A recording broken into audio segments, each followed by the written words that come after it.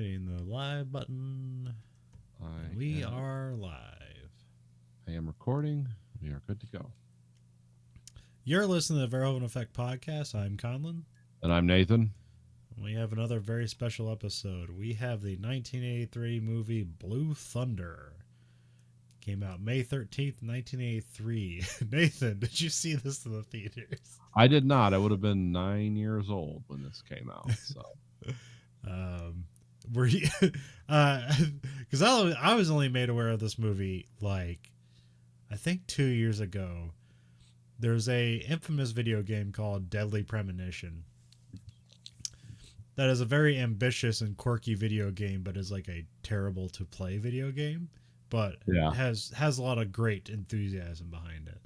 So they came out with a sequel called Deadly Premonition 2, and oftentimes the main character will talk to themselves, and they'll talk about like movies and stuff in between. But like in the first one, there's like a long explanation about like, you know, what a unheralded gem that Lady Hawk was.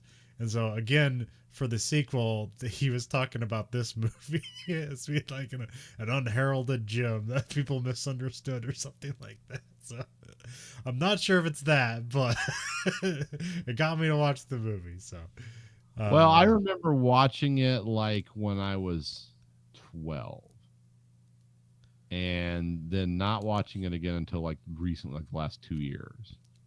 And of course, when you're 12, it's just like, oh, cool, helicopters. And, you know, and it's kind of like, oh, is that a Apache? Like, oh, no, it's its own thing. Oh, okay.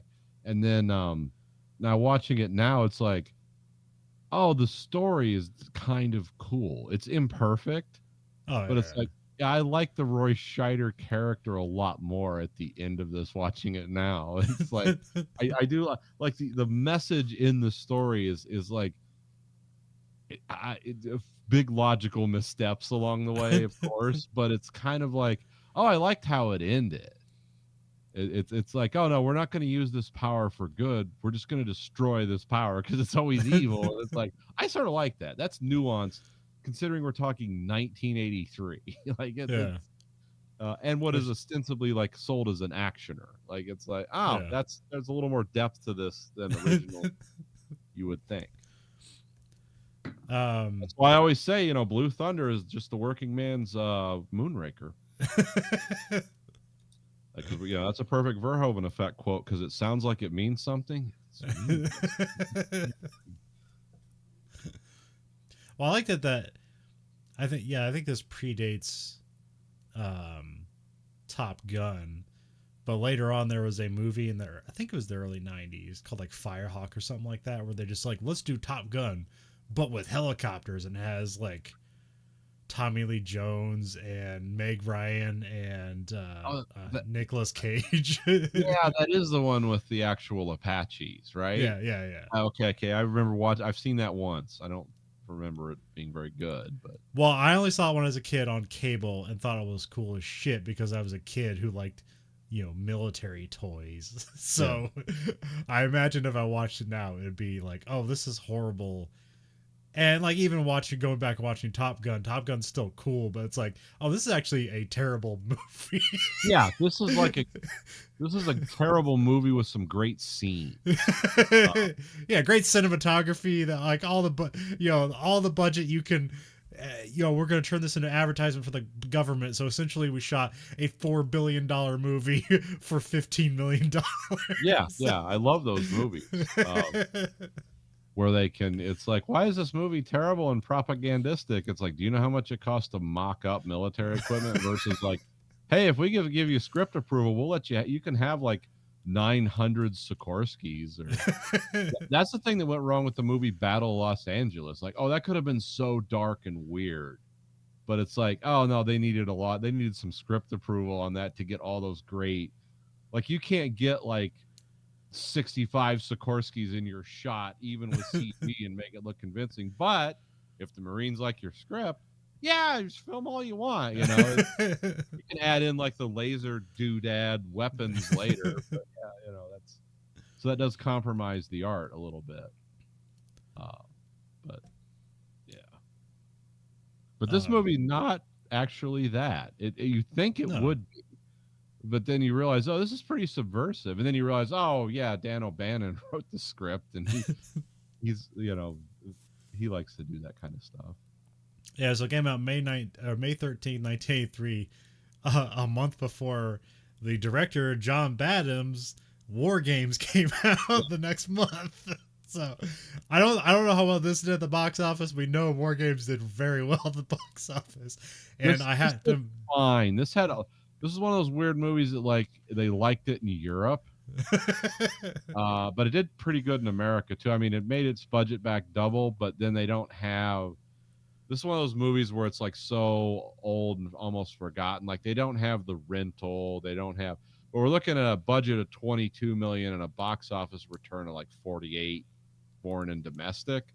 So for 80s bucks movie, that's pretty good. Yeah. But it's also like I just don't hear people talking about Blue Thunder, No, except for a quirky character from a video game. No, I mean, Blue Thunder is. I will just say this to begin. It is a movie elevated by its direction and some performances in it. But if you just sit there and look at it, like it's like, oh, this is kind of illogical and weird in some ways, Oh, but yeah, also well, endearing in other ways too. yeah. Well, it's got a like like holy shit, the cast they got for what is ostensibly a pretty straightforward B movie that's kind of subversive. Like, yeah. Like everybody must have been taking a paycheck on this movie, and they got a great cast for it. I mean, you can get Roy Scheider and Malcolm McDowell in the same movie. That's going to be fun. Then you got to throw Warren Oates in. It's like, oh, this is amazing. And then a 12-year-old Daniel Stern. Yeah. But yeah, John Badham was pretty cool too. But yeah, Kate Clark was her name. John Badham he did War Games. He directed Saturday Night Fever. Now he just pretty much does TV direction, but he's still around. He's like almost 90 at this point. Yeah, he's one of those Amero-British guys too, where he was born over there, but his dad was in the Air Force. But he was kind of back and forth, kind of like a Christian Bale guy, where he's like, oh yeah, he was like, where's he from? You don't exactly know. I mean, he's mainly from here at this point, but yeah. Did he do? Oh, what's that like early '90s hacker movie? Sneakers. Did he do Sneakers? Let me look. No, that was who did Sneakers? That was the Sneaker. Was that the guy who wrote War Games? Probably. Yeah. Okay. Yeah, his big early '90s thing was Point of No Return. Okay. That's the American remake of La Femme Nikita. Yes. Okay. Yeah. And he also did Stakeout. Yeah. And Short Circuit. Games. And John Badham movies like haunt my childhood. This wasn't really one of them, but definitely War Games and Short Circuit. Yeah. There's a lot of good movies. I mean, I like his movies. I like the soundtrack to this movie. This movie had an interesting like techno soundtrack. Yeah. For which like sometimes in the early '80s that was stupid, and this movie was kind of cool, but it was so low key. It's like, oh, if you weren't doing research on the movie, you would almost miss it. But then you listen to it, just straight up listen to it on its own. It's like, that's pretty cool for 1983. I mean, this almost seems like a John Carpenter movie in a way. It does. Yeah. Although it was interesting, I heard people talk about Assault on Precinct 13, which I've never seen, but it's funny they're giving trivia on it, and they're talking about how when he shot that movie, he shot it for like $100,000 in like 1977 or 8 or something like that. And at the time, like he was trying to go for that like 70s like gritty New York thing, but like do it in LA. And he wanted to make it seem like LA was falling apart and it's like a near apocalypse, so much like Mad Max, but like in LA. But I guess LA at that time as much as you wanted to, it wasn't the shithole that like everyone said it was, nor was it the shithole compared to New York. So he couldn't make it look like an apocalyptic wasteland. Yeah, it's kind of hard. He didn't get to do that until Escape from L.A. Everyone forgets that John Carpenter made that now. But yeah, this movie also takes place in LA. So, which I don't know. I mean, I guess that's probably the most famous place for police helicopters is LA. It was known for it. It's believed that you could have like, oh, we've got the special flying squad with literally 15, 20 helicopters. We have like day shift, midnights, afternoons, so. But it's also like, footage of car chases is like a common thing in LA. So much so I remember this Friends spinoff of Joey. There's a part where everyone is like at home watching a police chase because that's just what you do in LA. It's like, well, we can't get on the freeway, so we're gonna stay home and watch the police chase. Which I don't know if that's I haven't lived in LA, so I don't know if that's true or not. But it seemed like a funny thing to base an episode on. It's like, well, I could believe that being a thing. I don't know. Yeah. And also, like the OJ chase and stuff like that. That was all helicopter footage from, LA and stuff like that. Or was that in LA? Yeah, that'd be right. Yeah, I think so. Yeah, or around there. Well, this was also in an era of action movies where, because this kind of died off in the 80s, where it became, there was a lot of movies that came out, within like 5 years of this, where it was one guy was handed a piece of technology that was far in advance of anything else known, and he had responsibility to either do good or evil with it. There was a Tommy Lee Jones movie, actually, we're talking about, called Black Moon Rising, about a prototype car that had all this ability, and written by John Carpenter. Okay, yeah. So yeah. But there were movies like this, and I can't think of another one, but I know there were movies where it's like, oh, I mean, Short Circuit's exactly that too. Yeah. It's like technology. Short Circuit's about like we wanted to make a war robot, and then humanity screwed it up. We made it like decent and kind. It's like we got to destroy that. So. The scientists were bad, but we had one good scientist from India who was doing, blackface Indian or whatever you call that. Oh, that's right. Yeah. Find an actual Indian actor. Well, it was the 80s. It was a different time. Yeah. Much larger and mysterious then. Let's see here.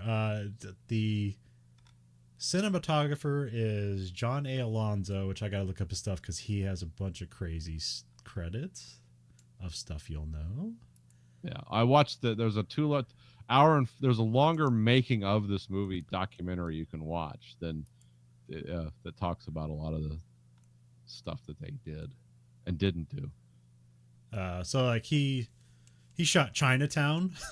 So Vanishing Point, famous car chase movie from the early 70s. That one, okay, cool, yeah. The Magnificent Seven from back in the 1960s. Close Encounters of the Third Kind. Star Trek Generations. Not a great one, but you'll know it. Black Sunday. Oh, everyone loves that one. Navy SEALs. Cool World. The Meteor Man. Everyone's favorite black superhero from the 90s. Yeah, that was a good one. This one always, because the title always like Zorro the Gay Blade. I've heard that title, never seen the movie. I assume that's about a homosexual Zorro, but I don't know if that's about. It's meant to be. I forget. I don't know how I describe. I've seen it. It is. It's just like a wacky comedy set around Zorro, and that's an element of it. Shot the Bad News Bears, just throwing some comedy. He shot Scarface. Yes, Steel Magnolias. So yeah, this guy has a run. he's got some eccentric movies behind him. So. He's a man of all seasons, it seems like. Um, and it was written by Dan O'Bann and Don Jacoby together as an ampersand. And here it has a Dean Reiser as an uncredited. I don't know anything about that, but it's in the list. But Dan O'Bann was a guy like he worked with he was the one who worked John Carpenter a lot, like Yeah. a lot, right? Okay. Yeah. And then he also like he wrote like Dark Star and yeah, okay. some of their Carpenter stuff. And then did he co-write or was he the story by on Alien? I know he was involved in the writing of Alien. Couldn't tell you. Yeah, I can't remember if it was like the writing or if it was like the if he was like a producer, but he's involved in Alien too. So Involved in Blade Runner, Heavy Metal, Total Recall. And then he did like helped with the animation on Star Wars, like not a writing credit, just like special effects credit. Like, oh, that's interesting. Oh, it looks like Dan Jacoby's like is also like a John Carpenter guy. He wrote Vampires. Okay, yeah. Which I know that's like everyone hates that movie, especially because it's like they see it as a disappointing John Carpenter movie. But I really like that movie, and then I even went back and watched it when after people said it was dumb. I was like, I guess we'll see if it's really dumb. And I still liked it. I forget what people hate about the movie. I guess what I really liked about it, it's just like, what if you practically had to kill vampires? What tools would you use to your advantage? And that's what I love about that movie. It's like, okay, you can't fight a vampire, but what if you shot a spear to that and that spear was attached to a winch that yanked him out of a fucking house in daylight? Yeah, that's it. Oh, sorry, Dan O'Bannon not involved with Blade Runner. Big okay. big problem there. But yeah, no, that's what I liked about vampires. Is like, yeah, it's the practical. Like, how do you fight these things that are dangerous, that have an infectious disease? And it's like, how do you get them out in the sun without you yourself being killed? It's like, yeah, just use like a a kind of a reimagined harpoon. It's like you can't actually use a harpoon because it's just too big and bulky. But yeah, use bows and arrows and just drag them out into the sun with a winch. It's like, that's perfect. That's like, we really had to fight vampires and they really reacted that way. That is exactly what you would do. There wasn't, or you'd invent some kind of like ultraviolet light cannon, but that would give you skin cancer yourself. Eventually that would kill you too. So yeah, I like vampires, and and I've always been a fan of my favorite Twitter guy. James Woods. Yeah, James Woods is as an actor I love to watch, and also my favorite guy to follow on Twitter because it's entertaining both ways. So I don't necessarily understand his politics, but he makes it fun. So cast is Roy Scheider, Warren Oates, and Candy Clark, even though like there's Daniel Stern and Malcolm McDowell. So I feel like, I don't know, it was sometimes there's like British actors, he's most famous for Clockwork Orange, so like maybe he just got famous for that, but he didn't really get a success off of that. So he just became like just kind of a working actor in Hollywood for the longest time, because like he's in so many terrible movies, but he's like great in them. It's like, oh cool, Malcolm McDowell's here. Yeah, he's fun. I mean, you like to watch him. Because I really like he shows up in like Tank Girl, another great terrible movie we probably should watch sometime, where it's like, how'd they get him? Like, this seems beneath him, but it's like, no, everybody got Malcolm McDowell. He's not, nothing's beneath him. Yeah, he'll do it. It's like, how much? Paycheck? Oh, nothing wrong with that. I mean, Malcolm McDowell was in Caligula, for God's sake. I mean, you ever seen that? Yeah. Oh my God, it's nuts. And he did a great job. Yeah. He basically played his Alex DeLarge as a Roman, but it's like, yeah, it was cool. And then what else was he in? I mean, he's done so many things. He was the bad guy, and he killed Kirk in Star Trek Generations. Yeah. Because he had the phaser that like always was articulating, which was kind of dumb and cool at the same time. And who can forget Cyborg 3? No, it was cool to see Malcolm McDowell in this because it was still a young Malcolm McDowell. Yeah. He was still kind of a weird looking guy. Like, he looked like this the whole, Oi, fight it, huh? Chopper, And I love that, like, Roy Scheider would just mock his accent incessantly. Well, also like I don't confuse them, but like in my mind they do like pretty much the same roles and kind of have the same stature. But like Jeremy Irons, I'd see on the same level as Malcolm McDowell, who also Yeah. does everything. And it's like, shouldn't he do respectful stuff? He's like, man, he'll do whatever if you give him his day rate, he'll come and show up. Yeah, he's a professional. It's like, yeah, give him an Oscar for what Irons win the Oscar for? He played Klaus von Bülow, and where he got a guy who murdered his wife and got off. Dershowitz got him off. What was the name of that movie? I can't remember. Yeah, he got an Oscar one year. Next year is like, yeah, Bride of the Reanimator 3, I'm in. Wow, okay, cool. But like Jeremy Irons kind of had like a comeback recently where he's been a lot. At least I remember him in that TV version of The Watchmen, which was really good. Yes. It's only made better by them not doing a second season. Yeah, it was perfect. Like, cool. Normally, I hate that kind of shit, what they did with that, but that was like, oh, this is amazing. I love this. I know the kind of crap you're writing into the story, but it's still great. I actually bought that. Like, I have that because it was so well written. It's like, this is great. And Jeremy Irons as Ozymandias was perfect. Well, see, Jeremy Irons has that weird, cool voice that he didn't have as a younger man. Yeah. It's like, but now he's got that voice where it's kind of like, it's like, I don't know, like a muted British accent at this point, but it has a rattle to it. Yeah. I can't do it. I can't do, but yeah, Jeremy Irons, you'll know the voice when he's like, oh my God, I can't do it, but it's like, oh, that's Jeremy Irons. It's like, it's cool. It's got almost this like rattle to it of Tom Waits. Yeah. Like he added like a mid-range Tom Waits to his voice, and it exudes this pain and weirdness that and he always plays it up with energy, and so it just makes it really interesting. Well, he has a voice that sounds as good yelling as it does quiet passages. It has the same impact. I don't know how Jeremy Irons does that, but he wasn't in this movie. It was Malcolm McDowell.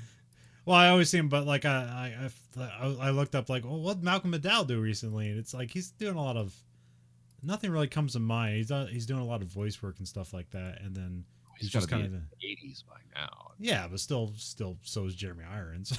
That doesn't stop anybody's. Like Arnold's gonna have a TV series on Netflix. Like nobody cares anymore. Like it can't make new stars. They keep trying to mine the old ones. Oh, Schwarzenegger's doing a it's like it's like I can't remember what it's called, but it's essentially like True Lies, but like he finds out he's like a CIA guy, and then he finds out his daughter, who's like getting married, is also in the CIA, and it's like, why didn't you tell me that? And it's like a new TV series on Netflix. I saw the commercial for it and it looked awful. So well, I was talking, they're doing a documentary about him too. Yeah, but it's one of those like, I think that came out. I haven't seen it. I don't know. Yeah, but it sounds like halfway through it, they're like, so why'd you cheat on your wife? And it's like, oh wow, he's never done shit like that before. It must be time for the apology tour. Yeah, of like, yeah, I know I wasn't always a good guy. He's a cool person though. Oh yeah. Thing about Arnold Schwarzenegger is he's very smart, but those muscle guys, you always underestimate them. It's like he couldn't be smart because he looks like that. It's like, no, he's actually a really good business guy, and he's very hardworking. And because for a long time people said, well, his work ethic just makes up for his lack of intelligence. Like they actually said that about him. Like, no, he's really damn smart too. But the most interesting thing about him is how he plays with people conversationally. It's weird because like, that bodybuilder stuff is like, it is a scientific process, but like all you see is just guys lifting weights, and you're like, well, how's that hard? And it's like, oh, it's just all steroids. Like, well, steroids don't do that. I mean, they make it so you can keep lifting those weights more often, but they don't add the muscle on. But I don't know, there's a similar thing like with what's his name? The martial artist who died, Bruce Lee. Yeah. Like same thing. Like he had like he got into bodybuilding and stuff like that, and doing a lot of transformational stuff. But people see him as more cerebral than like Arnold and all those guys because he was a martial artist and not like weightlifter or not a He was bodybuilder. also was like, oh, he's from it's like the mystical martial Yeah, arts yeah. Far East versus like well, Arnold Schwarzenegger looks like every other person in America who's like got German ancestry, only comic book like hero too. So it's like, oh yeah, that's weird. Although, have you seen his illegitimate son? Oh, the Spanish Arnold Schwarzenegger, Yeah, yeah, who's also into powerlifting, I guess, yeah, and like, oh, he could be a body double for him at this yeah. point. The younger guy. Just a tanner Arnold Schwarzenegger. Yeah. Oh, he just looks like a Spanish, um, It's like if you combined a bodybuilder and a housemaid. well, yeah, you did actually. Anyways, Blue Thunder. Act 1. We get titles. It says hardware and weaponry depicted in this film are in use today. Which I guess, but like mostly in military context. Here, that's the whole problem is basically taking military industrial complex stuff and just applying it to the U.S. citizens. That's sort of like the big, like thing that's going to happen. That's going to change everything. The world will become, or America will become a police state through technology and profits. Well, and and then 20 years later, what are we talking? Well, 40 years. It's like the militarization of the police force, and Yeah, it's like, yeah, this movie was ahead of its time in some ways. yeah. Then we have police helicopters taking off. We got some people looking for Murphy. That's Roy Scheider's character. We got Richard Lyman Good, played by Daniel Stern, who's most famous as being one of the robbers in Home Alone. That's got to be his. Or is the guy from Blaze or from what was the one Billy Crystal? City Slickers. Oh yeah, yeah. But City Slickers too. The Search for Curly's Gold. I didn't really like that one as much. I like the first one a lot. But. I mean, there's almost no comedies that are better than the original. So I think I don't know. The last time I've watched it in a long time, I hear people say Wayne's World 2 is better than the first Wayne's World, which I've never believed, but we'll have to do that comparison at some point. And then the only one that me personally I think is a better movie than the original is I think Bill and Ted's Bogus Journey is far better than Excellent Adventure. So. I could see that. I could almost just because it was even like, oh, how can we up the dumb weirdness factor? It's like, oh, we can. It's possible. Well, they're almost completely different movies, but Bogus Journey is so weird and iconic. Yeah. And Excellent Adventure is also iconic, but it's just, I don't know. One was a very 80s movies, one was a very 90s movie. But they didn't take place that far apart, so. Oh yeah, Murphy's doing something with his watch where he's like trying to keep sanity with his Casio digital watch. High tech at the time.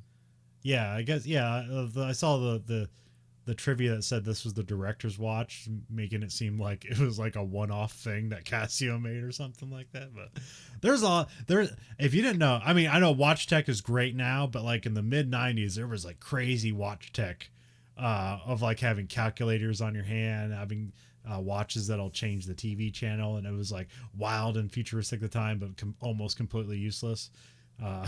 So. But now watch tech is like I have a little phone connected to my phone. Well, yeah, see, because my thing is like I'm watches are one of my things. Like I like watches and clocks and stuff. And I really got into like what's the smoothest movement I can buy because I don't have Rolex money. So no, it's not going to be Rolexes. But what's like who makes it and what's the best one and how do you? And I have watches like that just have like the continuous synchronous movement, and I actually spent a lot of money on them, not Rolex money, but Nathan money, which is not a lot, but it's I have some nice watches, and then these damn things came out. And it's like, well, I'll never buy another watch except for one of these. And of course, as you can see, like this is the Apple like super grade watch, and it's like, I don't know, you want to get that for Christmas for me? Or yeah, I was talking to my wife about it, and then it's like, I don't know if it's an improvement over the other one I have, and then you get it, and it's like, oh, this is a massive improvement over the other one. It's like, damn it, it cost more money, and it was worth the money. Shit. So Yeah, I had a weird situation where my phone, which I have like the flip phones from Samsung where the screen folds and the screen broke. So, yay! I guess that doesn't work. yeah. Well, it was a noble effort. Yeah. It's like the Excelsior, the great experiment. It will live on later as the Enterprise, but it'll be something better. And but in the meantime, when but weirdly enough, there's an outer screen to it that's not a fold screen, but like you can't control everything on the phone with it. But I had my watch, and I already had it connected up through Bluetooth to the phone, so there's like things I could do through my watch through my phone without the phone screen. And so one is I could still use the GPS navigation, but it just went through my watch rather than the phone, and it just would tell you it would vibrate when a turn was coming up, and I was like, oh, that's actually kind of nice. Yeah, I've found a few things. Well, you always like my voice texts that I send because I don't type texts. I always just talk into my watch. But most of the time, I send you texts. You can tell the ones from work when there's giant presses and screaming machinery running in the background because it always comes across weird. It picks up my voice and then a bunch of other noise and then tries to interpret that as also a voice. So, yeah. Yeah, what'd you say? It's like your robot voice almost sounds human or something. Yeah. It's like, yeah, that's me texting you from work. But yeah, so thanks, Apple. You destroyed my love of like fine timepieces. I never have a reason to buy, and I can't start my car with, even if I could someday buy a Rolex, it's never going to start my car. This start my car and let me access I can just walk up to the car and it opens like, welcome, friend. It's like, that's so weird. All because of this damn watch. So Lyman Good and Murphy are a new pairing. They're a new chopper team. They take off in dusk and just a normal police chopper. Oh, by the way, the thing with have we talked about why he does the watch countdown yet, or does that come later in the story? That comes later, but you can explain it now if you want. Oh, it's kind of cool because what he does is he has this thing running on his wrist, and it's a countdown timer. And then you find out like, oh, he's using that to evaluate whether he is insane or not. Because if you go nuts or have whatever, because I guess he had PTSD, but they weren't calling it that back then. They were just calling it schizophrenia. Yeah. He's like, but if you can kind of calculate the passage of 25 seconds in your mind versus reality with the watch, it's like, then you're doing good. But if it passes like 5 seconds or it seems to take an hour, then you're screwed. That's what he's always doing with the watch to check how sane he is that day. Yeah, if you're mentally unwell, your perception of time will change drastically, apparently. Yeah, which seems true enough. I don't know if it's based on anything here, but it seems. Problem I've had my whole life. Time seems to move very slowly when I'm doing things I don't want to. So I guess that means I'm either mentally ill or spoiled. I don't know which. I don't know. I don't know. It's like, if I had to say like why I'm a hard worker is because it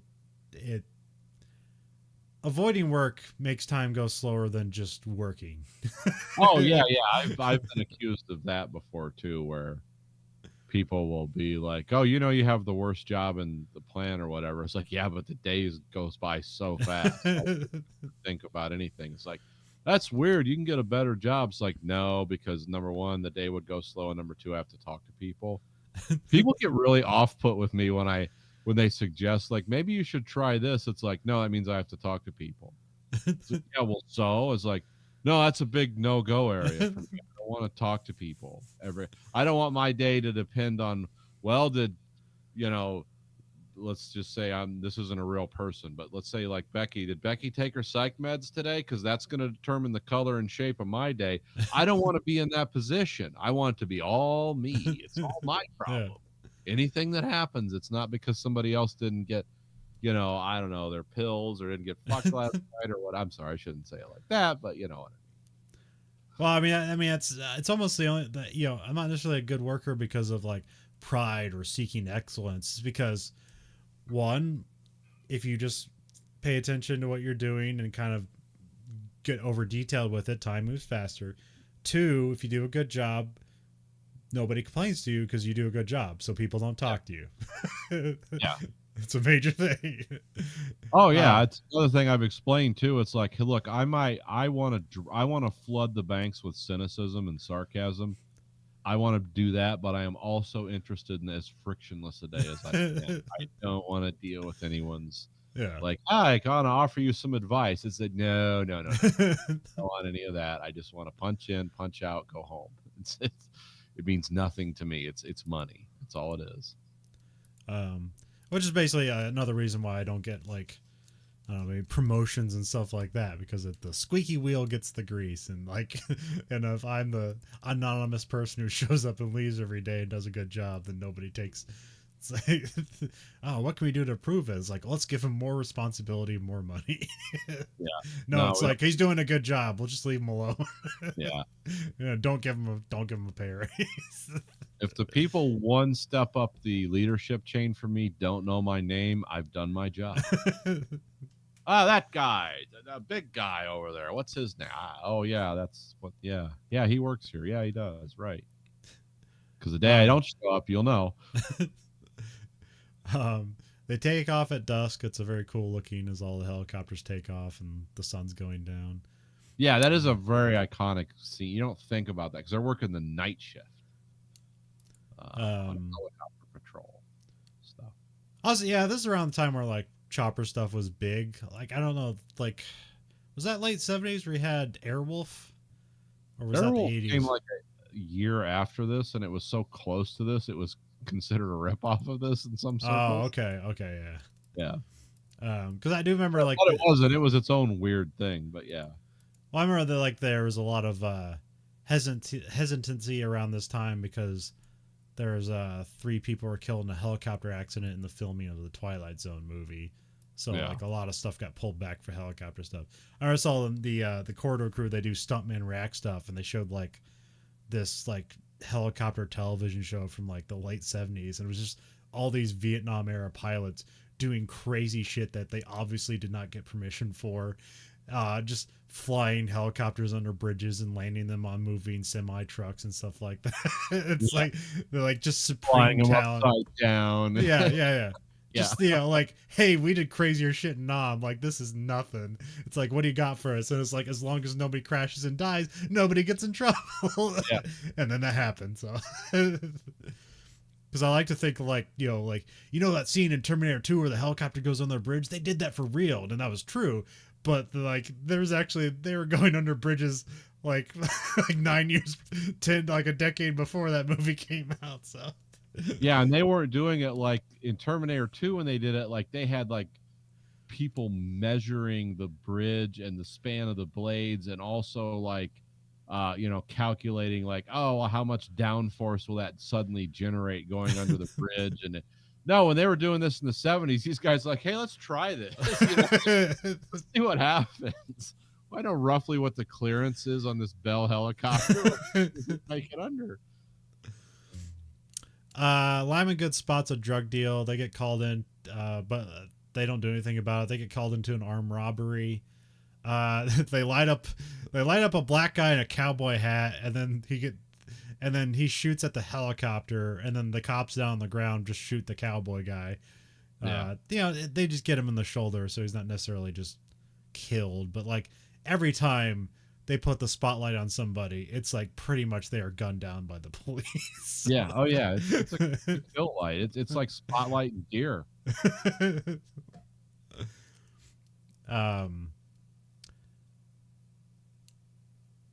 Oh yeah, and then like the cowboy guy has an accomplice that Murphy sees, but the other cops don't because they're in the air, and so he like gets in close to like basically use like the rotor wash to like pin him down with like he says like we gotta dust him, and so they get that guy and then they move on. Here's one of probably the weirdest scene. One of the weirdest. They spy in on a naked lady that apparently they know does like naked gymnastics or yoga. Oh, she's like doing full on like crazy yoga stuff like before that was known, where she was like her legs behind her head, and they were just basically showing it, and this guy was like, "Oh my god," they're just like, Which, like, isolated unto itself is a sexy scene. You put them spying on her, that's a very creepy scene now. But this was like 90% of the nudity in 80s movies was either Yeah. people spying on somebody or somebody being raped. And so it's maybe why all the kids grew up in the 80s and 90s are fucked up, but who knows? Yeah, maybe why there were problems later in life.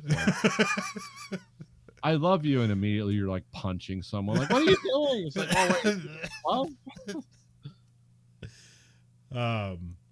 But yeah, it's probably why there isn't nudity in many movies nowadays, because nobody can just create like it always has to be a voyeur thing. It just can't be a natural thing. Or people are having fun and now they're nude. It's got to be some voyeur thing or whatever. I don't know. Yeah, it was kind of weird. Well, it was weird. Not only like what they were doing, which was basically just like really expensive peeping tom stuff, but the exercises the woman was doing and how they were shooting it was shot to be as erotically as you to where it was like just implications of stretching and movement and spreading of things, which is like, wow, they're really put a lot of thought into this scene. Whoever's story you saw some bush, or probably a merkin, that's because the stuff shadow. Yeah. What was this movie rated, by the way? Oh, it's got to be an R. There's plenty of swearing. R, yeah. But you never know. Like that back in that day, like you could have, as long as nobody bled or blew apart, like sometimes you could get a PG rating out of the craziest things. Yeah, that's true. Yeah. It's R. Yeah, it's rated R. Okay, that makes sense. Yeah, so there was a lot of, it was as close to full frontal nudity as you could get. Oh, pretty much. Yeah. Yeah. Like I said, like she's probably wearing a merkin because they have her just basically waist over, bending over, and almost just like spreading things. Like, yeah, it was a crazy. So I was watching, I was like, wow, this is like 12 years ago. It was sexy, huh? And mind you, it's ridiculous because they're hovering in a helicopter, which I don't know if you've been near like military helicopters, but I've seen like a lot of life flight type helicopters and stuff actually take off. They are so loud. It's like, there's nothing subtle about this helicopter. It would sound like a cement mixer in your living room. Like, well, and they're spying on some house on the hill. It's probably like a $40 million house, and it's the only house on the hill. So there's no way.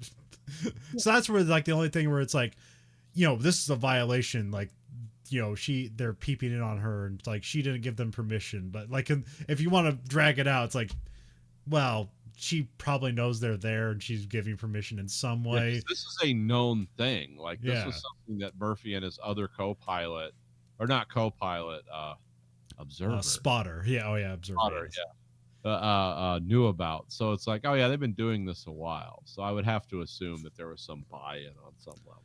But as it's presented in the movie, it just looks like they're being a peeping tom, and they do this another time again. So it doesn't help them. It doesn't help their cause. Yeah, I mean, they do. Yeah, they do it, but then those peeping tom skills develop into like the MacGuffin of the movie later. So it's like, oh, we'll see, it paid off.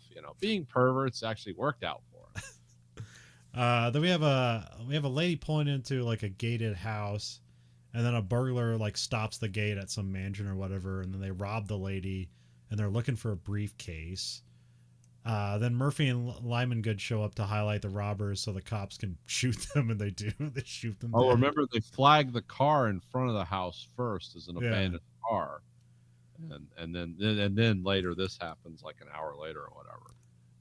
And then one of the guys getting shot while climbing a fence and falling gives Murphy a Nam flashback, a literal flashback to Vietnam. So it's not just a thing you say; it's literally flashing back to Nam.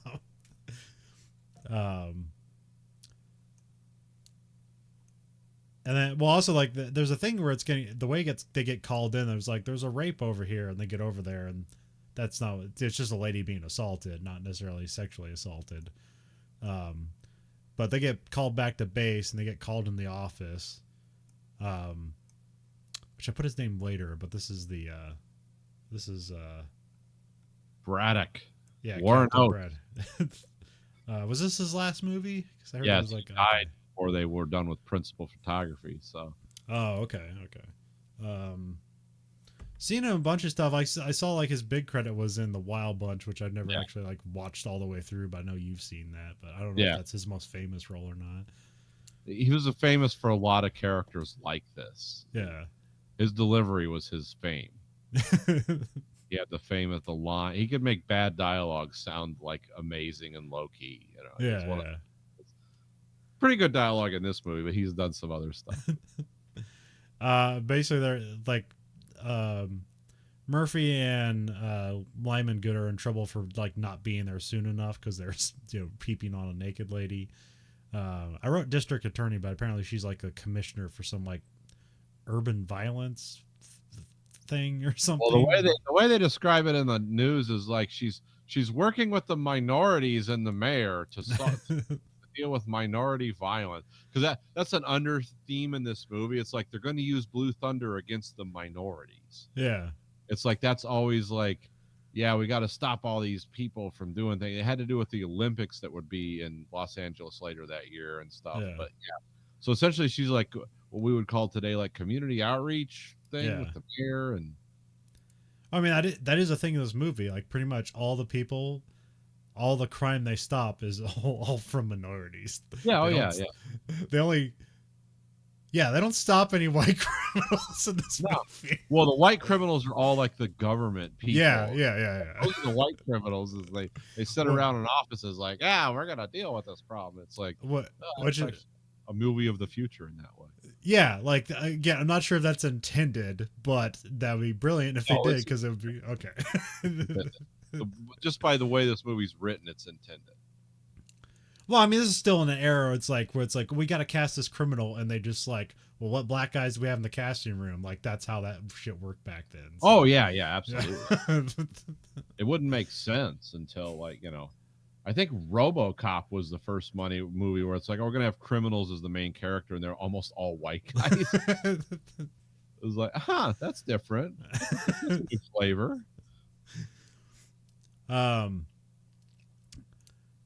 Yeah, this is also where it's like it's being called the raped, and this is where like Murphy's like, that's not what happened. So there's like you already know like something weird is going on. Yeah. And then here like Lyman Good tries to like pop in and say that it wasn't his fault. Like we're out spying on this naked lady, and Braddock goes like, you're new, you're supposed to be an idiot, don't abuse that privilege. Yeah. Don't abuse your idiot privilege. Shut up. It's like, that's great. That's great. You always would love to say that to someone, but it never works out in real life. Yeah. But it's like, damn, it's good dialogue. So they get grounded, and something seems suspicious here. Murphy races his Trans Am. Is that Trans Am, or is that just? It's some kind of Camaro Trans Am. I think it is a Trans Am. I believe it does have the eagle on it. I don't know. I didn't look that closely. Well, I want to say it was a T-top Trans Am, because that's only Trans Ams are T-tops, right? I believe so. Yes. Okay. There's an interesting company, because Ford came out with the new Mustang, so of course Chevy had to come out with their new Camaro, and then there's a company that does aftermarket parts, and they'll just convert your new Camaro to be a new looking Trans Am out of your new Camaro, like with the T-top and all that. Oh yeah, I've seen those. Which they're neat, but I bet they leak like crazy. Probably.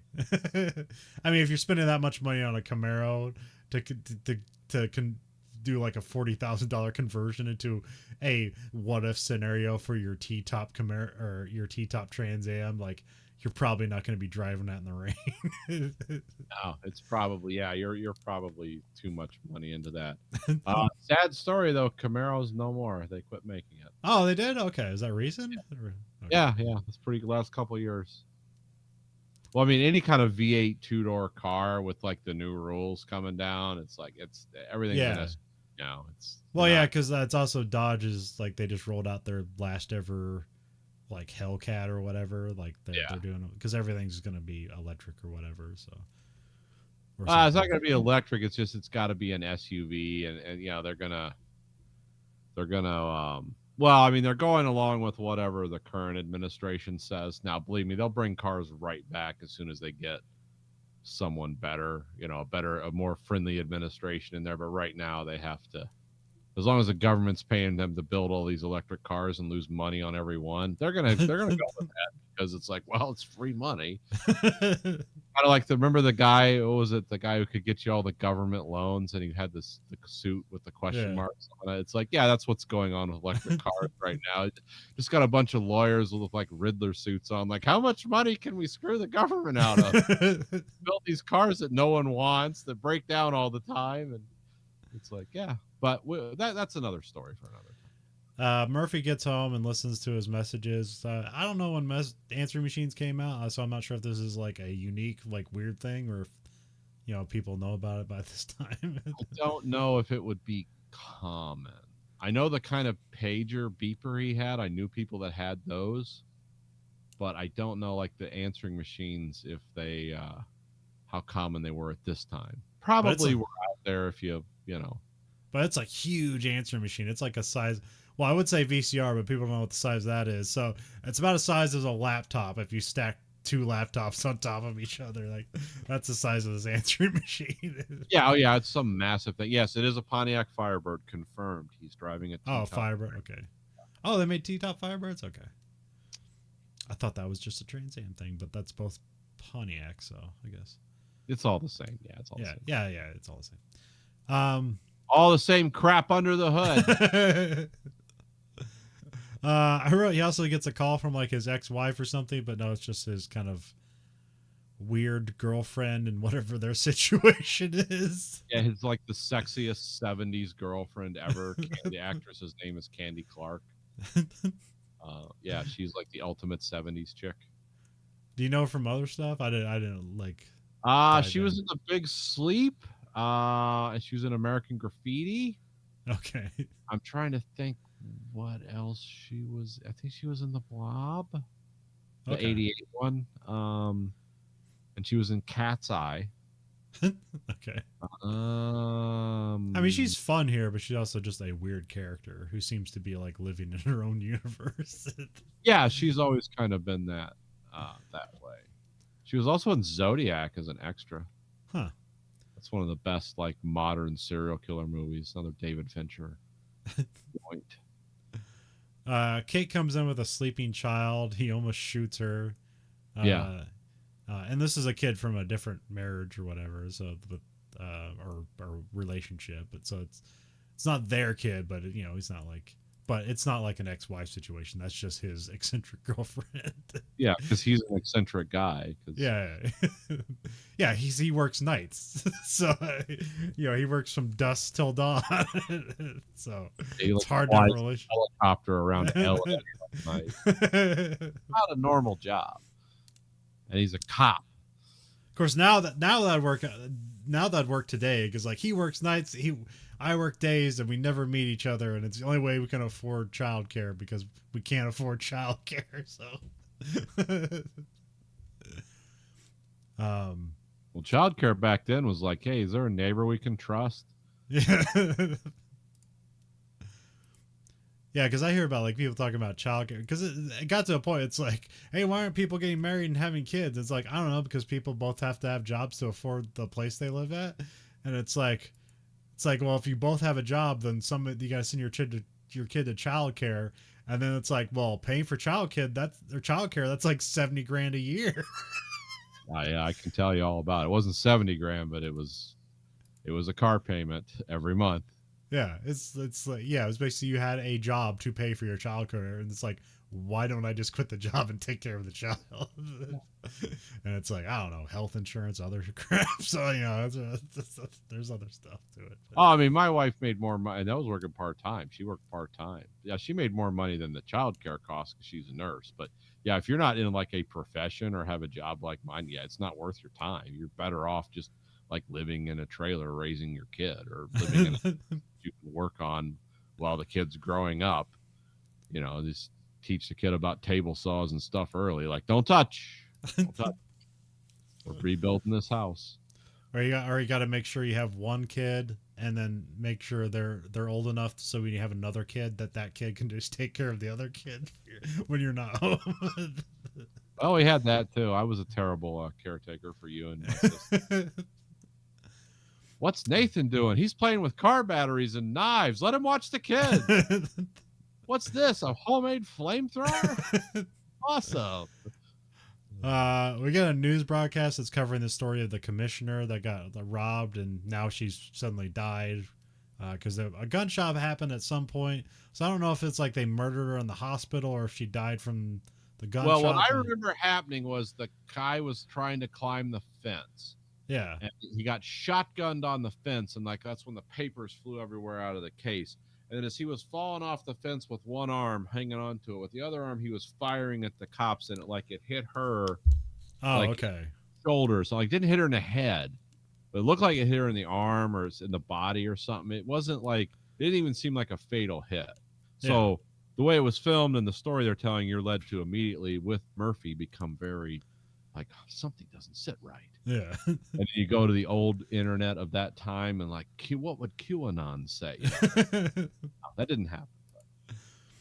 So that'd be in the end Act 1. We have Act 2. Murphy goes to the commissioner's house, trying to because there's a whole thing where he's talking about there was a car there. You need to look into this. And it's like, no, there wasn't. You're crazy. Yeah. We all know you're crazy. You were a nom.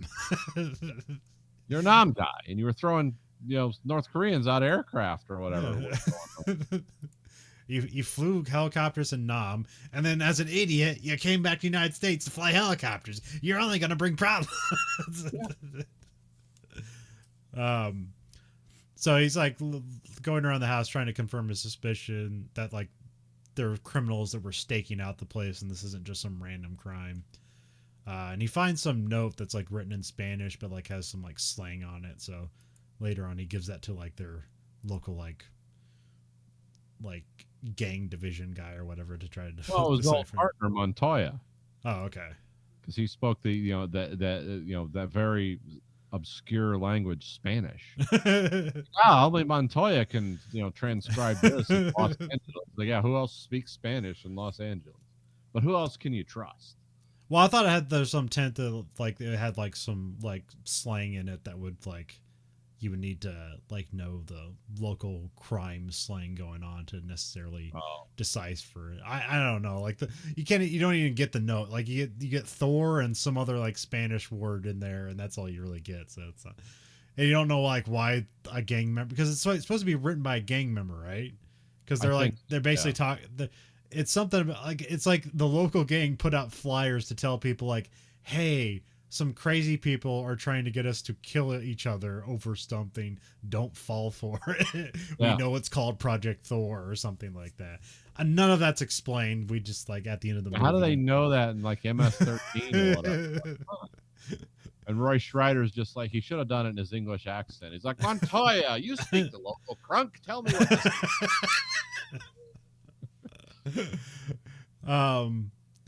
Murphy gets called in like through his pager.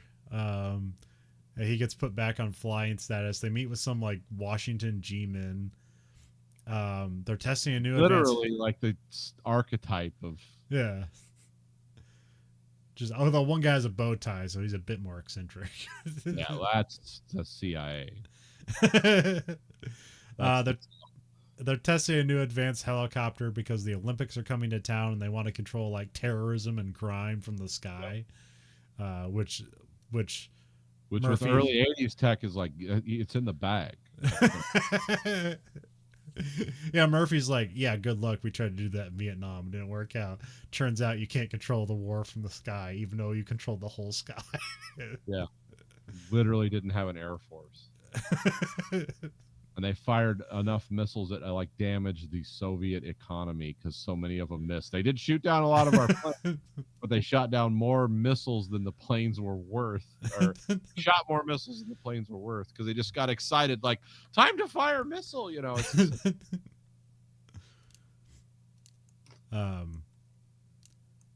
So the Blue Thunder comes in with the sunrise to its back. It's a really cool shot. Yeah. It's pretty. I mean, like every shot does. I mean, the Westerns did this.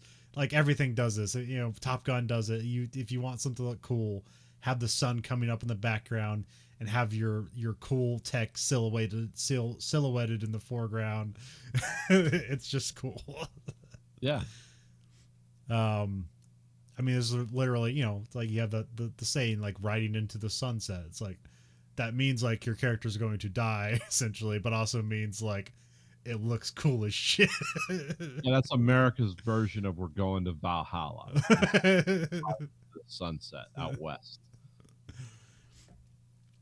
The chopper has a bunch of surveillance equipment on it and a turret Gatling gun on it that is controlled by the helmet of the pilot, which is pretty much just what the Apache helicopter does. Yeah. I'm not sure what development the Apache was. Was it already out at this time? Oh, Apache was like in doing its flying trials in '76. Okay. So yeah, that thing's been. That's like the Abrams tank. Like it's been around a lot longer than what you think. But they just keep adding stuff to it. It's like, well, nothing's better, so keep with this. Also, you know, we can't spend $1 trillion, you know, for a new weapon every 5 years because we're not actually fighting wars, which is a good thing. So yeah, ironically, like a lot of the cool tech that came up around the Reagan era was approved and put in production by the Carter administration. Yeah. Let's find that out. Because there's actually a good case to be made for Carter. He's kind of a warmonger. People don't think of him that way now, but it's like, yeah, he actually, you know, he was a commander of a submarine. You know, I mean, he was a smart guy. Let's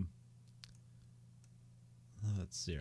There's a crowd of military personnel. They're showing off the helicopter by showing it like shooting into, you know, a crowd of targets, and there's like some are red and some are white, and the red are supposed to be bad guys, and white are supposed to be the innocent people, but it just kind of blows up everything.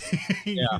Even though the guy, yeah, there's some guy narrating and saying like, it's only gonna hit the bad guys, and then you see it not, and then he doesn't comment on it. He just keeps moving on. It's like, see, it works. He just keeps his sales pitch going. He's just like, yep, see that isn't that cool? I did. I'll take a side road here for the development of this movie, because we finally seen Blue Thunder, so we can talk about it. It's basically I forget what it's like, a French Gazelle helicopter. Yeah. But it's mocked up to look like an Apache. Yeah. So it actually looks, for a movie prop, it looks cool. It's really cool. Yeah. But when John Badham said that for a movie prop, you know, they just put a bunch of shit on a helicopter, it still looks good, even though you know exactly what's going on. Yeah, it's like, this looks believable. It's like, yeah, because a full-on Apache, like, well, that's nonsense. You wouldn't give that to the police. It's shooting missiles off. But that's how ridiculous movie is supposed to come off as. It's like they're giving the police military equipment. So yeah. What an unthinkable concept. Wow, this is nuts. But anyway, they were talking, and also even more unthinkable is the cops are suspicious. I was like, yeah, you probably shouldn't give us military equipment. We're peace officers. Yeah, unfortunately, like, that's the part of the story that didn't become reality, where the police are like, this is way too far. No, the police nowadays are like, yeah, can I have a rocket launcher? Where's my javelin? Damn it. Yeah, whoa, dude. But no, when they were talking to different helicopter, because obviously they couldn't get an Apache, but they did get to talk to military contractors. It's like, what would be the ultimate police helicopter, and how would you arm it and stuff? You know, they went and talked to people. It's kind of what, like, you know, Tom Clancy would always like talk to people, and everyone's like, oh, he's a genius. He has like hidden access. He's like, no, he went and asked the guy, you know, that's what they did. But these people said, we'll gladly give you like all the ammunition you want to shoot your scenes. Like, we can support you that way. And he's like, well, that's cool. You know, thanks. They found out it was like live ammunition. It's like, we can't do this on a movie set.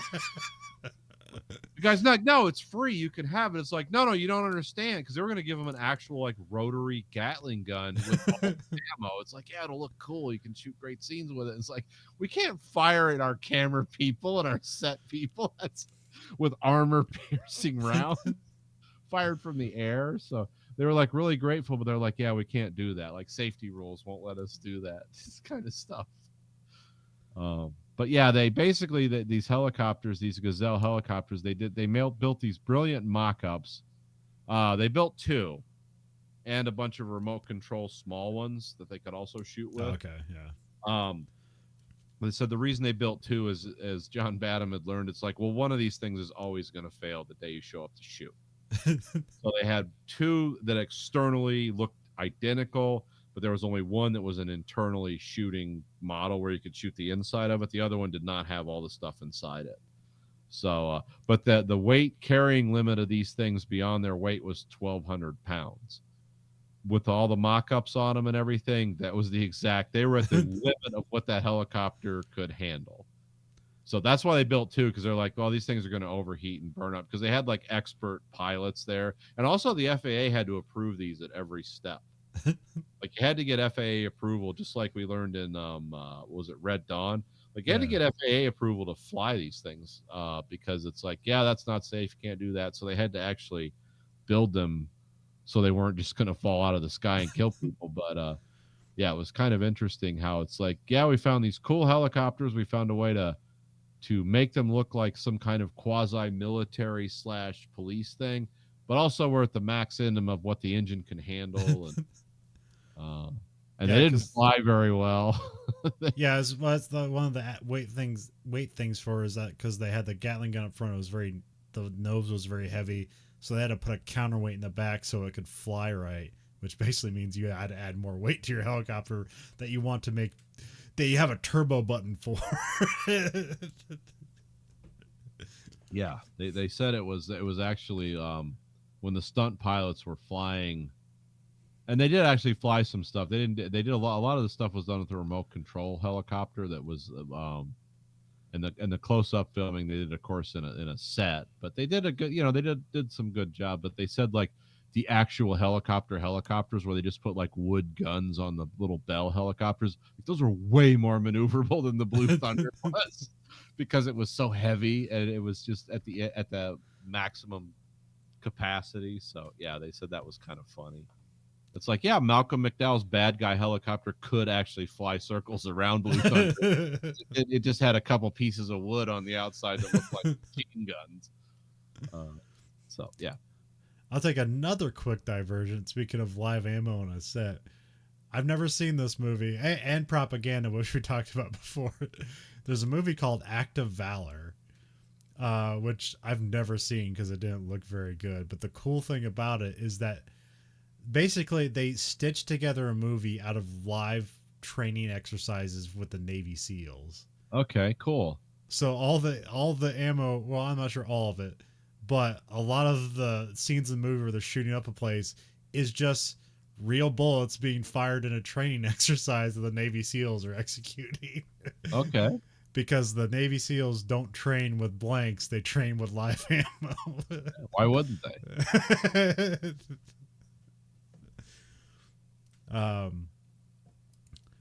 But yeah, it was one of those post 9/11 movies and rah stuff and interesting production stuff, but I don't think it has any.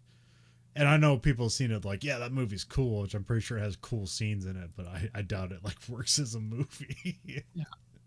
Anyways, we'll have to explore. Like, so what was the actor's motivation in that, and how did the director, it's like, no, it's those movies. He tried not to shoot the camera. Yeah. Yeah, we're gonna film this trying to shooting my production staff in the head later. But I was also around the time where you could have like the digital cameras were small enough that you could just put them anywhere, hit go, and then walk away and then film your scene. Yeah. And then stitch it together afterwards. Yeah, hit play and get to the minimum safe distance after you hit record. It's like, okay, go ahead, guys, do your stuff, whatever. Like just holding up a bullet flak jacket so you don't get hit. Well, I remember there's like one scene that's pretty much, it seems like that scene out of Predator where they just light up the woods with all their weapons. Yeah, and it's like a scene. It's in the trailer, so I know of it. Where like they pull up in like one of those like patrol boat things, and they have like 50 cals and like 550 cals on the deck of this thing, and they just open up on this mock village, and it's real bullets just ripping this place apart. And they have cameras that like they're basically the bullets are flying around. It's like, yeah, that's pretty cool. I remember those The Walking Dead. I think it was like season 3, and some people that apparently knew a lot about guns. Remember they had the one group had the tank, had like an actual tank. Yeah. Like it wasn't an Abrams, but it was like one of the older like M60 tanks or whatever these people had. Well, it had a 50 caliber on the top of it. And this is when the guys were hiding, or were their fortress was the prison. I don't know if you remember that season of The Walking Dead. Okay, and people pointed out it's like, because they never fired the 50 caliber cannon. It was just sitting there and they were threatening people. They actually fired the tank gun, main gun, but they never fired the 50. And people pointed out it's like, with that gun in a cinder block building, they could just sit out there and kill everyone in the building there with that 50 caliber, because they could just start from the bottom and work their way up, and that 50 caliber would go through both ends of that prison like no problem. We're like, well, no. And then finally the producers said, it's like, yeah, the 50 caliber you see there, that's wood. It doesn't actually shoot, and we're not spend the money on a TV show budget. We have like 5,000 extras playing zombies. We don't have the money to like demonstrate a free fire exercise caliber. So it was like, thanks for your input, but that's not the show we're making. But it was funny. It's like, I never even thought of it. It's like, oh yeah, they could just lay siege to that building with that thing, and because the people inside were alive, they were humans, not zombies. Yeah. So if they even get winged by that thing, yeah, they're screwed. Yeah, in a place that's it's hard to get medical supplies and support and all that stuff. So. Yeah, they just kill them with like blood poisoning from concrete being injected into their skin. Yeah, and then how the universe works, they just turn into zombies anyways. Yeah, you got to shoot them anyway. Because you don't got to like get infected to be a zombie; you just have to die. It was always a unique thing of The Walking Dead. It was just like death brought it on. Yeah. So it's like, grandma's dead, we're sad. It's like, quick, somebody stab her through the eye with a screwdriver. She's gonna come back and infect us all. It's like, that was always an added boost of darkness to their or later on in the show, you could just casually stab people through the head with keys or something. Like, what? No, that takes a lot of force to go through a skull. But anyway, Blue Thunder. In one of they're at the crowd watching the demonstration of Blue Thunder, and one of the robbers are there. This is like the D grade, like Timothy Dalton. He's like the hitman of this, like, I don't know. He's like a freelance hitman for this corporation of military equipment or whatever. And this guy was like the generic bad guy of the 80s.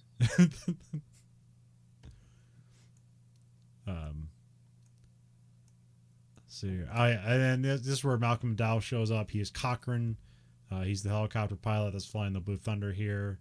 He and Murphy have a history from Vietnam, which I assumed he would be some British personnel, but apparently later on they just said he's in the U.S. Army, so that could happen. So yeah, that weirdly, like, I've seen guys like I've seen interviews with guys like that. It's like, oh, it's General so and so, and he has like this British accent. It's like, yeah, he was either in a country that was like U.S. adjacent and he joined the military, or like, oh no, he was raised over there, but his dad was a whatever. So it's like, yeah, you could be in the U.S. military and be a foreigner. It's not that uncommon. It's a path to citizenship sometimes. So yeah, I mean, you can be in the French Foreign Legion and be an American. Yeah, just understand you're going to be used as cannon fodder, and we're going to speak French adequately to the French. Murphy and Lyman Good are being assigned to fly the Blue Thunder over a civilian population, so that's what's going on here. Is that the Blue Thunder's going to be a new helicopter for the police force? But here's where like Murphy like distrusts this. It's like, what, we're gonna put weapons on a police helicopter? Isn't that illegal? Which I don't know if it is or not, but I would assume it is, for reasons we'll discuss with that happen later in the movie. Why you don't want to be slewing guns around one of the most densely packed metropolitan areas in the United States. It's probably not a good idea, but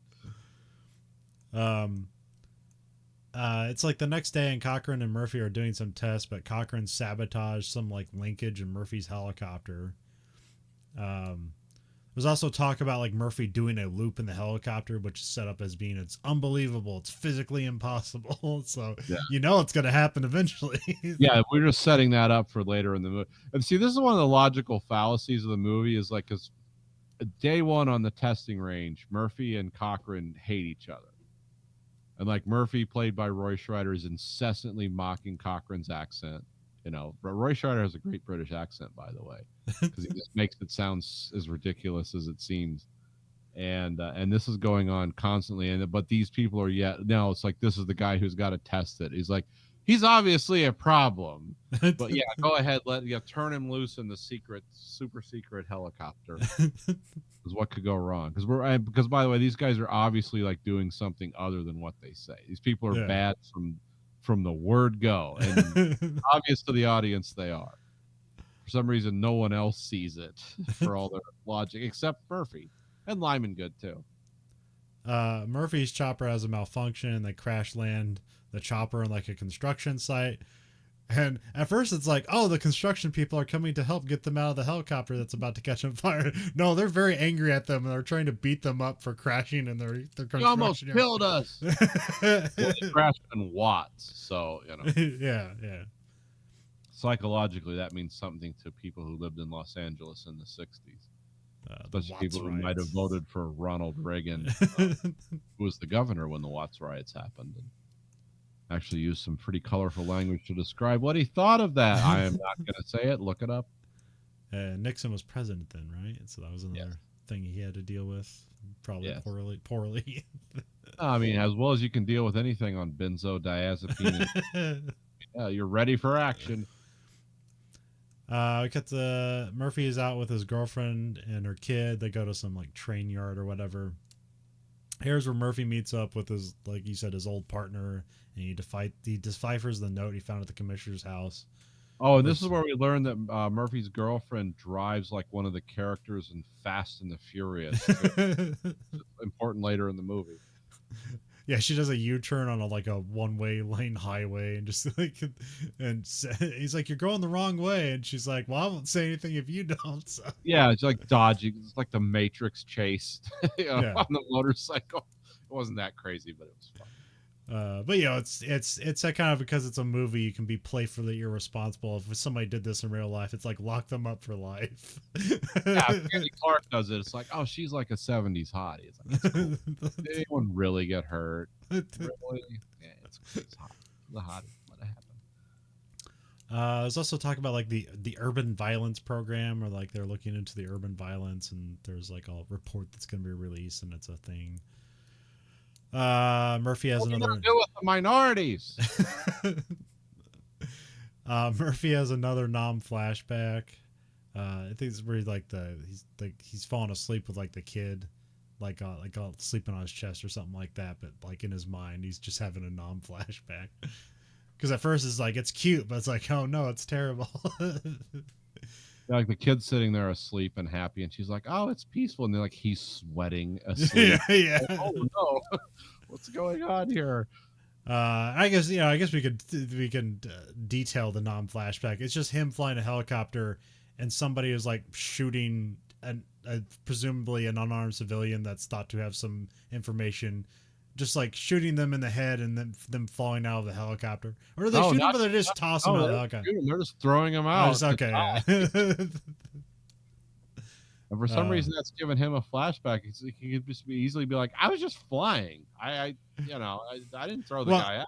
I mean, they do we know like the stuff you can see from a helicopter. It's like, man, you gotta have a good eye or binoculars. But how we've established in the movie is that he has unreal vision from the helicopter. He can see things at night without night vision. Like, yeah, get a light over there. And Lyman Good's like, "How'd you see that?" And he's like, "Just get a light over there."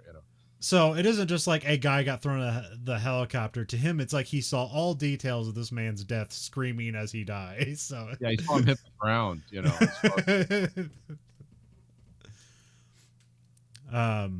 And they weren't playing Fortunate Son while they were doing it, so it wasn't as artful as most of the Vietnam War. Right. It ain't me. I ain't no senator, son. No, no. It's the next day. Murphy and Lyman Good are shown the Blue Thunder. This is where they show off the cannon that tracks with the pilot's helmet. Although they cut to like the pilot's helmet and has like like a green grid on it. It's very computerized. I don't know how it actually works in the Apache helicopter. I imagine it's a bit more. It's not like that. It's just kind of like there's a scope and a target, and that works. Yeah, yeah. It's like reversed image, and you got to be like almost an astronaut to understand how. Because that's the thing, like in movies, especially of this era, it's like, oh, pilots are hot dogs and crazy. It's like, no, they're actually highly trained technicians and experts at what they're doing, and they're pretty conservative because they are flying through the air at the speed of sound. Like they don't need to go nuts and do loop-de-loops. It's only movies that make them interesting like that. Well, it's also like the thing about like kid logic, but as it comes to like helicopters, because when you're a kid, it's like, well, look what a helicopter to do. It can hover in place. Like you put missiles and guns on that thing. That's the ultimate killing machine. Like nothing can stop it. And you realize like, well, almost anything can stop a helicopter. A helicopter barely survives, exists unto itself. Anything goes wrong and it's dead. Yeah, because when it stops, when the engine stops on a plane, like, oh, we might be able to like glide this in. Yeah. Oh, when the engine stops on a helicopter, it's like throwing a bowling ball off of it. And also, you can bring them. Those. You ever seen those wrenches? The 4-link wrenches for changing tires, where they got the pry bar on one end. And if you're in the mountains and you throw one of those in the blades of a helicopter that's attacking you, like it's going to crash. It's like, or a Stinger missile, as the Russians found out. Like what we learned from Charlie Wilson's War. That's when the Hind pilots became cosmonauts. They would fly basically almost in the upper atmosphere so they get hit by Mooj guys using Stingers. Yeah, helicopters are they're like A-10 Warthogs. They're like, that's really destructive till you fire a heat-seeking missile at it. Then not so much. Well, I mean, a Warthog can take a hit. Helicopter can't. Yeah. But but also like when you're a kid, it's like, oh, a helicopter can fly 600 miles an hour. It's like, no, like helicopters are faster than cars, but they're not faster than the jet. So no. Only Airwolf can the helicopter like hit the turbo button and like nozzles would come out. It's like, why are the blades not snapping off? Don't you know about the shock front that's created by breaking the speed of sound? I didn't know this as a kid. I was like, yes, they can do that. Obviously, we must spend more to develop this Airwolf Blue Thunder technology, or we will all become communists. The Soviets will defeat us with their superior technology.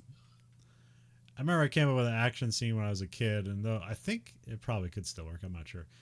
Anyway, I was thinking like, well, how do you eject out of a helicopter? It's like you can't. It'd have to like blow the blades off first. But there is like a helicopter that does that. Yeah, it was a gold.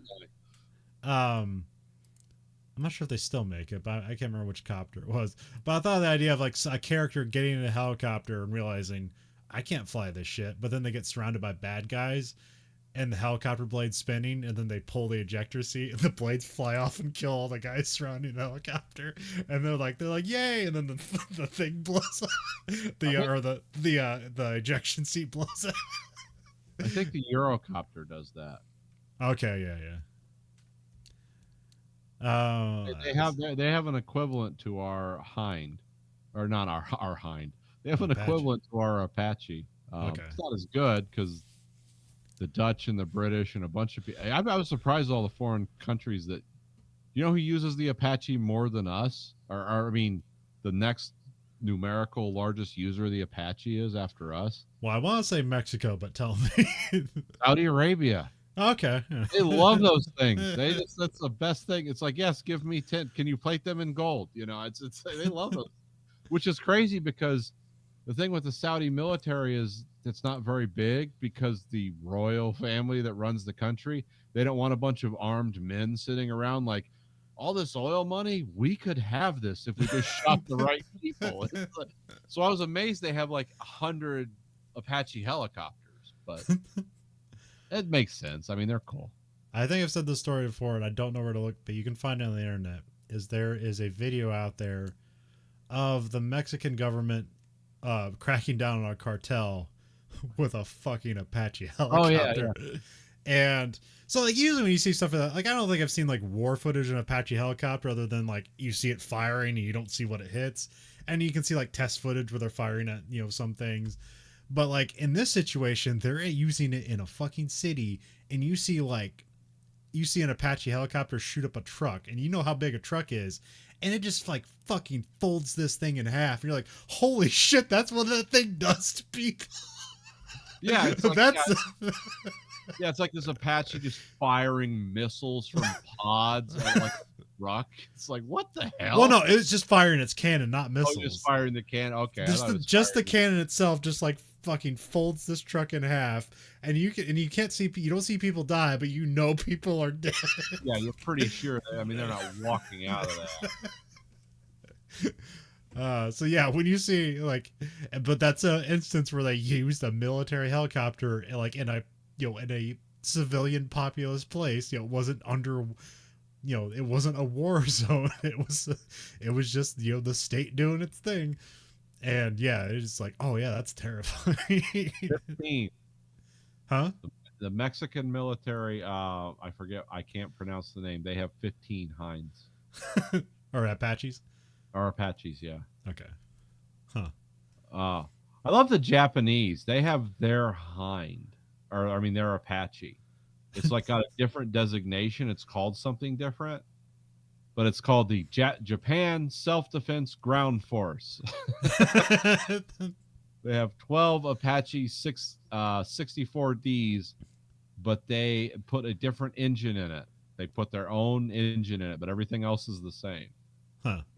Oh, the Israeli Air Force has like 55 of them. Indian Air Force has 28. The Greeks have 28. The Egyptians have 50. Yeah, Saudi Arabians have like 68 of these things. Singapore and South Korea has a bunch. The Republic of China, which we also know as Taiwan, has like 30. Oh, the Emiratis have 30 of them. The UK has the UK has almost 70, but they have the ones they built themselves. Oh, okay. It's called the Augusta Westland, which is basically we sent them all the parts. And it's like, okay, you put them together, so you can say your people built them. But they still call them Apaches over there, which is weird. How many do we have? 1,800. Okay. Well, I don't know. Yeah, how many of those are at? Because those have been upgraded like 20 times. So, because it started off as I forget who. Now Boeing makes them. They still make them, by the way. I think they make them to sell. I don't think they make them for us. But yeah, we got a bunch of them. Let's see here. The chopper has a special tape hard drive that needs to be changed regularly. So it's literally just a VHS tape here, but like you can make a hard drive out of it. We can erase it from anywhere storage sleeve. Yeah. It's important. It's like, how are they doing that? Okay, cool. The captain warns Murphy that basically the government guys are out to get him, so he needs to be careful around Cochran, which this just kind of comes out of nowhere. It's like, wait, why are they targeting Murphy? Why do they need him to be? Well, again, this is where this logic of this movie like just completely jumps off a cliff, but it's still fun. Yeah. It's like, yeah. What was their original plan with Murphy? Like, was it just an accident? Just Cochran was like, I don't want him here, so like, let's make a grand conspiracy so he's not here. And it's like on the verge of us having another conspiracy. Yeah, whatever. Yeah, well, it's stupid because I mean, okay, I'm going to reveal a secret here. Lyman Good dies later on. It's like you could have just killed Murphy like that. You didn't have to like try to sabotage a helicopter and have it crash. This is where this movie's like, I don't know what do you call this? Like shaping the narrative. It's like we have to get all these things in, so this guy does this. Yeah. So we're gonna come up with the most like irrational, illogical things to get him to this point. But you enjoy the ride. Well, I felt like it sounded like they were setting Murphy up for something, but that at the end of the movie, it's like, wait, what was he being set up for? Like, what's he taking the fall for? No. Like it's like, is Lachlan's he? ego. That's what he's taking a Yeah. fall for. But they make it seem like they were gonna kill him and that was gonna spark something. But it's like, no, they're just gonna kill him. But anyways, Yeah. Murphy and Lyman Good take the Blue Thunder out for a test drive. Lyman Good is testing out the long range audio, and here they're doing a surveillance. They're checking out. They're doing video surveillance and also super long range microphone or microphones. Yeah, they're using rifle mics essentially. And they're spying in on a guy who's trying to pick up a sex worker, and I thought it was just, it's a guy putting in an order for food, but then you realize, it's all a euphemism because the guy can't just like literally pay somebody for sex. Yes, it's like, I want some sushi, and she's like, it's like really, it's like that sounds worse. Intercourse. It's like, I want sushi. It's like, you want a California roll? It's like, what am I getting here? I don't know if I want that. And then like, the camera focuses on the cleavage on the lady, and like Lyman Good's like trying to grab the cleavage on the video screen, making him a pathetic weirdo here. But yeah, he's like gonna have a spank almost in front of him. That's number one. Seeing things on a screen is not that exciting then or now. So I don't know. It seemed like overacting and stupid. Yeah, they're trying to have fun, and then years later, it just comes off as creepy. Yeah. I too want to exploit this woman. Because she wants to have sex with strange men for money because she likes the sex, right? Yeah, that's it. They turn whisper mode on. Here it's just it wasn't a real thing then. It did become a real thing later on. So that's why we lost. Killing Bin Laden, we lost one because of whisper mode. But, they spot a highway patrol bike. Murphy knows the guy, so they kind of they turn the microphones on. They don't see it, but they hear the guy having sex through his with the microphones, and so they blast it back. The sex sounds back on the speaker as like a prank, and then move away. So. That's just I saw that as unrealistic because that would create a massive feedback loop. They didn't have a delay or a gate on that at all. I immediately picked up on that. No, that would just be like, what? But it's a movie, so it's fun. The chopper has a list of everyone in its data banks because, like, I can't. Well, I would like to say the internet, but I think they make it seem like it's just on the hard drive, not necessarily like it's getting like an update from like a database or anything. I'm not sure because they do say something about like, the FAA approves it or whatever. I can't remember, but anyways, they can just basically start looking people up. And so Lyman Good looks up his names like, hey, they got my info here, and then they look up Murphy's file, and it says it's not found, but it's also listed as under repair. So that's that's the suspicious thing where it's like they're setting him up for something, but no. They're supposed to land, but they spot Cochran leaving, and so they run off with the chopper and use it to spy on him. Here the Project Thor is like mentioned, and like with a question, or I put a question mark because it's like, we know it's a thing, but you don't know what it is. It's an acronym. The silliest acronym I've heard in a long time. Tactical Helicopter Offensive Response. Okay. Which is like they would actually probably do that to fit that because like Thor sounds cool. Make words to match it. It's like, no, this sounds silly, but yeah. Have you heard this before? You know what that's called, Nathan? It's an acronym. No, it's specifically for you come up with the acronym first and then you justify it afterward. They call it a backronym. No shit. I like that. Never heard that before. Makes perfect sense. Which I do all the time. And everyone does it. They do it in real life. Yeah. I mean, it's like, what are you gonna call your missile? Like Saber? Like, what does that mean? Stop actualizing. Some word. I'm not that good at improv, but yeah. So they use there's like night vision. They also have a infrared thermal vision camera. Here it's very rudimentary, so I'm not sure what they're using at this time. It might have been a real thermal vision cameras because it was, it's the fun. I remember they tried to use it in Predator, which came like like a couple of years later, or like I think it was like 86 or something like that. And like they basically had to have a whole semi to make it work, and it barely worked then. Yeah. And then the my favorite one is in RoboCop. The way they did it is that they just dressed people up in suits that look like thermal imagery. Much more practical solution. Yeah. Once you know that, it's amazing because you're like, I never thought. I was like, oh, I just thought it was thermal vision. It's like, no, it's a dude in a blue suit with like a red crotch and a red head. Yeah, otherwise we're bringing in the semi truck and for this thing to crash like every second. Yeah, RoboCop don't got that money. So yeah, the spying on Cochrane. Here it's a great. It's like the greatest like conspiracy meeting ever, where everyone just says out loud all the bad things they're doing and what need to be done. This is what guys like Alex Jones like hope for. It's like, Yeah. I want something this obvious. It's like it never happens, but Which, we see all the trouble that like legal trouble that Trump gets in and how he gets out of it all the time. Is like, well, like, could be a witch hunt of some sort, but like there's a reason he always gets into trouble, and there's a reason he never gets in trouble. Yeah. Because he's smart enough not to say the thing he means out loud, and he's also dumb enough to not know like what he did wrong.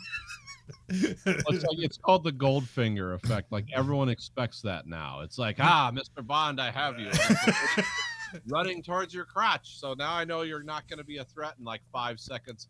I'm going to reveal my whole plot. Like bad people in real life, they don't even reveal their plots to people they're working with because no one trusts anyone. So yeah, I always love these scenes where it's like, come on guys, we're going to talk about how it works. I mean, there's even that stuff where like, like in the election, like Trump was calling up somebody. He's like, we need to find 40,000 votes. Now I'm not saying do anything illegal, but we need to find 40,000 votes. And then like they get, he's like, well, he's telling somebody to rig an election. It's like, I said not to rig the election. Did I say that? I said not to rig it. All right. I'm not in trouble here. That is why Trump is the greatest political genius since Nixon, because it's like, nobody's that stupid and simple-minded. That doesn't work. It's like, oh yeah, actually it does. It's like, I don't have to pay my contractors. It's like, no, they signed a contract. It says you do. It's like, no, I said I don't have to pay them.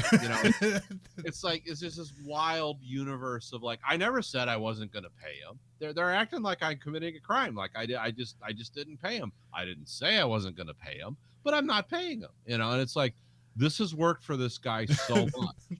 It's like, he just ride it to the most. He was literally, this jackass was the most powerful man in the world at one time.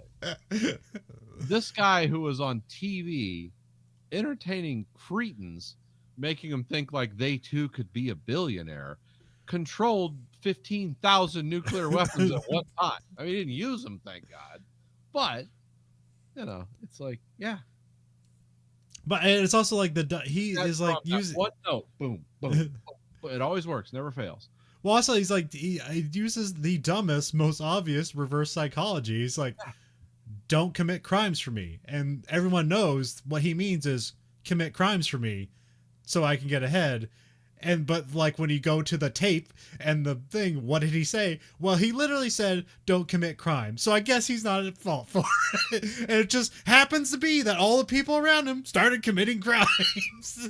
I do like it that the guy he talked to, who I think was like was that like the commissioner, like the Republican commissioner of elections in Georgia, was the one guy who figured out, hey, everyone who does what this guy says always ends up in prison with him renouncing them as being a loser. I don't think I'm going to play that role for Donald Trump. I mean, I'm a Republican in Georgia who wears a 3-piece suit, which that's already kind of marks me out as some kind of weird cretin, or at least servant of evil. But guess what? I'm not falling for it this time. That's the one guy who thwarted Trump's like magic. It's like he came from a small village and he defeated Sauron. It's like, it's not really that exciting a story, but it is, because he was the one guy who figured out like, hey, this guy has screwed over everyone who he's ever been in a conspiracy with. And it's like, God, why did my attorney go to prison for paying off the woman I slept with campaign funds? Well, because he's a loser. And everyone's like, you're right. Has nothing to do with the fact that he committed crimes on my behalf and then I betrayed him. No, that's vulgar. Don't say that. You can't prove that. I mean, the guy's a genius. Like everyone else is like Obama's like trying to be a real human being and president. Like for all Obama's failings, it's like I don't think he was a bad person. Trump's just a bad guy. Yeah. And it's like, well, yeah, and everyone's gonna fall in line. It's like, oh, I'm gonna be the one person he doesn't screw over. This literal like singularity of narcissism and self-destruction. It's like, oh, I'm gonna tame this tempest. It's like, okay, good luck with that. No one has. Also, weirdly, like the way they think, like, oh, Obama, he was a pussy, just to soften, like Trump, he's a real hard-headed person. He's stronger than it. It's like, do you know Obama? Like, I know your political affiliation, so you'll love this. Do you know what president kicked more minorities out of this country than anybody else? Well, yeah, President Obama. Not Trump, not Bush, Obama. Do you want to know who ordered and successfully killed who signed off killed more foreigners than anyone? That's Lawrence. Yeah. Obama. Yep. Of Americans who were in the Middle East, like preaching, like doing propaganda for who was it? Then it's not ISIS. The other one, Al Qaeda. Yeah, American citizens. Obama's like, yep, kill him. And I watch on the camera thing. And we get in the meeting room, and yeah, okay, this is what we have to do. But yeah, he's a pussy. Who was the one guy that was in charge when we killed Bin Laden? Obama. And sat there in a room and watched it. Like, didn't just order it and like, I don't want to see the blood. It's like, no, get some high definition cameras on there. We're doing this alien style. We're going in, we're going to see their heartbeats. We're going to have the cameras on the helmets. We're going to watch somebody die. Only Hillary Clinton pretended to be upset by it. But she was like, oh, I can't believe it's like, yeah, a bunch of psychopaths went into a room with machine guns and shot at my house. How impressive and scary. So anyways, we're in this evil boardroom meeting. The commissioner was killed to cover up something that was going on. She was going to reveal the bad thing about the Blue Thunder and Thor project, which is basically that's the same thing. The Blue Thunder is just the vehicle of the Thor project. Essentially, they had all these hitman guys, comically evil guys, going into like minority communities and just like creating crime so that other like crime bosses in the area would think the other guy was, and they're just causing a ruckus so that then they could sell $1 million helicopters to the police department. That is the entire plot of this movie. And it sounds stupid, but guess what? If you read, stuff about what the CIA was doing in the 80s, it's like, oh, this actually happened. Yeah. This is not a, I mean, you don't just have to read like Freeway Rick Ross, even though that's the most compelling stuff to read. There's other stories that like, yeah, this was real. Hey, the CIA can't operate in the United States, but you know what? Somebody who was in the CIA and now is at a corporation, they can operate in the United States. Someone who's a colonel in the Marines can operate as a cutout between like the Iran Contra people and the CIA, because like the Contra funding was supposed to come from like drug money raised from selling crack in the United States, because it's like, we're going to screw the Iranians and minorities in America. What did Nixon and Kissinger call that? Trilateral diplomacy. It's like, you screw the other two guys over and you get the best deal for yourself. And I guess maybe we should point out that the commissioner is a black lady, so that could the person who's assassinated this movie is a black lady. It's a minority, I mean, that's why this movie's like way ahead of its time and its message. It's like they're hitting on all the points. Just 40 years before it was a thing. And then also there's where they're saying that like they need to kill Murphy, and like the guy's like, You want to take care of him? You mean like we assassinate him correctly? We order a murder on him? And like, Yeah, I yes, like how sir. government operatives like, oh, you need to clear that up for me. Like, take care of him. Like, what do you want me to do? Give him a sponge bath? No, kill him, dumbass. That's what I want you to do. Oh, okay. I'm sorry. I misunderstood. Of course, the Blue Thunder is getting this all on tape. Cochrane spots them spying. Which was actually a cool scene because you see the curtains open. Yeah. And then you see like we're looking at the infrared screen, so we see him like opening the things, and we cut to like the reverse, where it's just the Blue Thunder comically hovering outside the window. That probably goes on for the way it's shot. It looks like it goes on for. It's like we're okay. He sees us. We're gonna hover here for 2 minutes.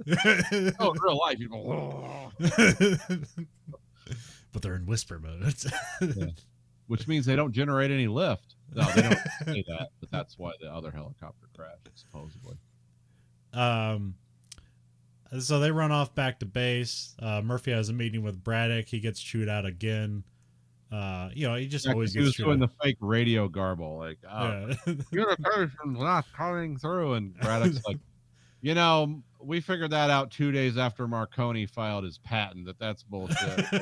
That's again some great Braddock dialogue. Yeah. Lyman Good takes one of the hard drives. Lyman Good gets home and he's like assaulted and tied up and gagged. They're looking for the tape. Break one of his fingers. Yeah. And they say they're just going to like keep breaking fingers and legs and knees. But then Lyman Good kind of like gets free and makes a run for it, but his hands are still tied behind his back. The hitman guy is like chasing him with a car. And there's always a thing in movies where like someone's like running straight from a car. So at least here he's running straight for the car. And then, he just moves laterally and then the car wrecks. So it's like, yeah, that's what you're supposed to do. So you'll never beat a car in a straight line. Remember, you can turn instantly. It has to like move in an arc. It's not a leopard where it's just going to like move its leg one over. But he ends up but because it's awkward having his hands tied, like I don't know if he has a hitman or if this is just Daniel Stern, but he's really booking it because they put a camera in the car following him, and he's like outrunning the camera car. Youth is a hell of a thing. Yeah, I couldn't do that when I was young.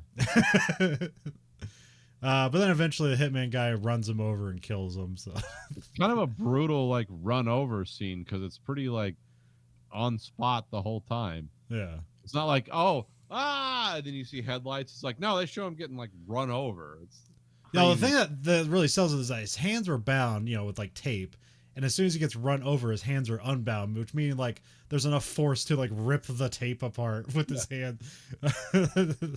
Which I know that's not really that. You can do that, but it's still that's a lot of force. Yeah. Oh yeah. I guess it would make it probably sell it better if you had handcuffs on and those shit like snapped off. that would be like, oh wow. They just break his hand through the cuffs, like all the bones in his hand break. It's like how brutal can we make it? It was tough. He didn't want him to die because he was like a 12-year-old kid, just having fun with tech and boobs. So that's in Act 2. We have Act 3. Murphy's now wanted by the police, like in suspicion of the death of Lyman Good. So that makes sense. Well, that's what it showed, like how much these like corporate guys have control. Is that they have the ear of, it's weird. It's like, oh, you have the ear of the people in power, but you still need to like keep this lie going and make sure nobody gets the truth because like that's gonna hurt you somehow.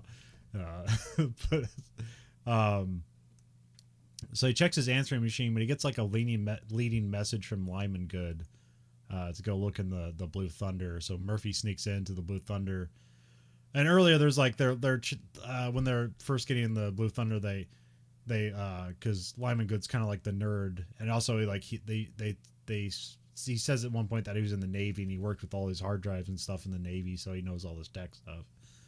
And so he took out the what do you call that? Not the resistor. What's the fuse?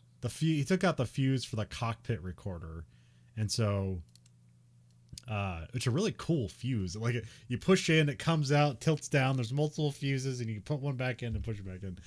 I wonder what that thing is. I like want stuff. I'm sure it's like terrible for electronics if it's even a thing, but it's like I want stuff like that for like my own custom board to do things. Yeah, just look up avionics fuses. I'm sure that it's probably an actual thing. So he gets the idea. It's like, okay, like I'm gonna put this fuse back in, and I'm gonna have access to recording that Lyman Good left, and that's what happens here. And basically, Lyman Good then sends him onto another thing that like, I stashed the hard drive at this theater I go to, like in the trash. It's like we got a limited amount of time to pick that up. I don't know. Yeah. He probably knows May or may not end up in the largest landfill in the world. So you got a few days to figure this out. All right, maybe do the trash schedule, and it was going to get picked up for a couple days or something. Murphy steals the Blue Thunder. Cochran runs out shooting at the Blue Thunder, which I guess it's heavily armed, but it takes a lot of bullets. And then when Cochran gets his helicopter, it's not bulletproof anymore, but that's fine. So, well, I mean, I guess the bulletproof against 50 cal, but big cannons, whatever. It's bulletproof enough though. It gets shot up quite a bit, and it doesn't really affect it. Murphy calls the news station like from the helicopter to try to get them a story. It's like, I need to get the truth out there or I'm dead. Then he calls his girlfriend to send her to get the hard drive, which I forget how he calls his girlfriend from the helicopter. Yeah, he has some kind of device that calls because they know who he's calling somehow. Okay. Central knows who he's calling and how. I don't know how that would work. I mean, I know cellular technology was actually existed way into that time, but not like we have it now. Well, I mean, technically, like like World War II, those backpack radios. I mean, that was cellular technology. It all determines how many line of sight towers you have. That's all cell phones are. It's just a lot of towers in the line of sight. It's not magic. It's not getting sent up to space. It's all line of sight communication. Yeah, it's all those ugly, weird protuberances you see on every building and in the middle of the woods and where you live. Like those are all cell phone towers. And then really the magic of modern times is that you make a digital signal and suddenly you can pump thousands of phone calls into where you once had one analog call. So today you can talk on these things for 5 hours while driving around the United States and almost never get disconnected unless you're in like really backwards areas. But somehow he does it, and they well, I suppose from a helicopter, that's like the ultimate way to communicate because you're the highest thing there. So, well, he has to communicate with an operator at some point. Okay. Because he's calling this lady, and she's like, he's like calling dispatch. And well, that's a listed number. It's like, don't give me any bullshit, lady. Yeah, because it makes it seem like, hey, we're the cops. We're not going to call the news unless we really have to. So she's going to make it as difficult as possible. And so he's like, hey, this is an emergency. Don't give me shit. So yeah, she becomes suspicious because she like runs the gate at the drive-in theater because the guy wasn't there to like let her in. And so he calls the cops. And so she's like looking through the not the trash can. What's that? What's the big thing? The dumpster. So yeah, she's looking through the dumpster to try to find the hard drive. Murphy hovers over Kate as she like grabs the hard drive. Then the cops send out 2 choppers, but it's like full of SWAT guys. So they got like an M60 machine gun in both choppers, and they're just they're just on the door like side gunners. So they fire on the Blue Thunder, but it's like to little effect. And then Murphy gets out the cannon, and he like strategically returns fire to not just outright kill fellow cops. So like one chopper goes down safely, and then he takes the other chopper on a chase. And this is where they're just flying like a few feet off the ground as they fly under all the bridges on the LA River. It's a really cool scene. So and they really did this too, by the way. No practical effects here. Yeah. Just another great way to use the LA River, which has shown up in tons of movies we've done because it's basically just free to shoot there and it still looks cool. So yeah.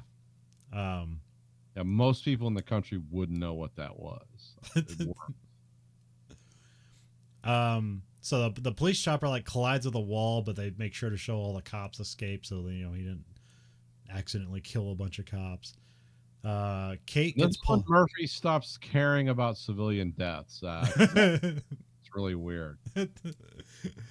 Kate gets pulled over, and the cops are just like because they're chasing. I'm not sure if they know who she is or if she's just evading cops or like, hey, put a gun in her face.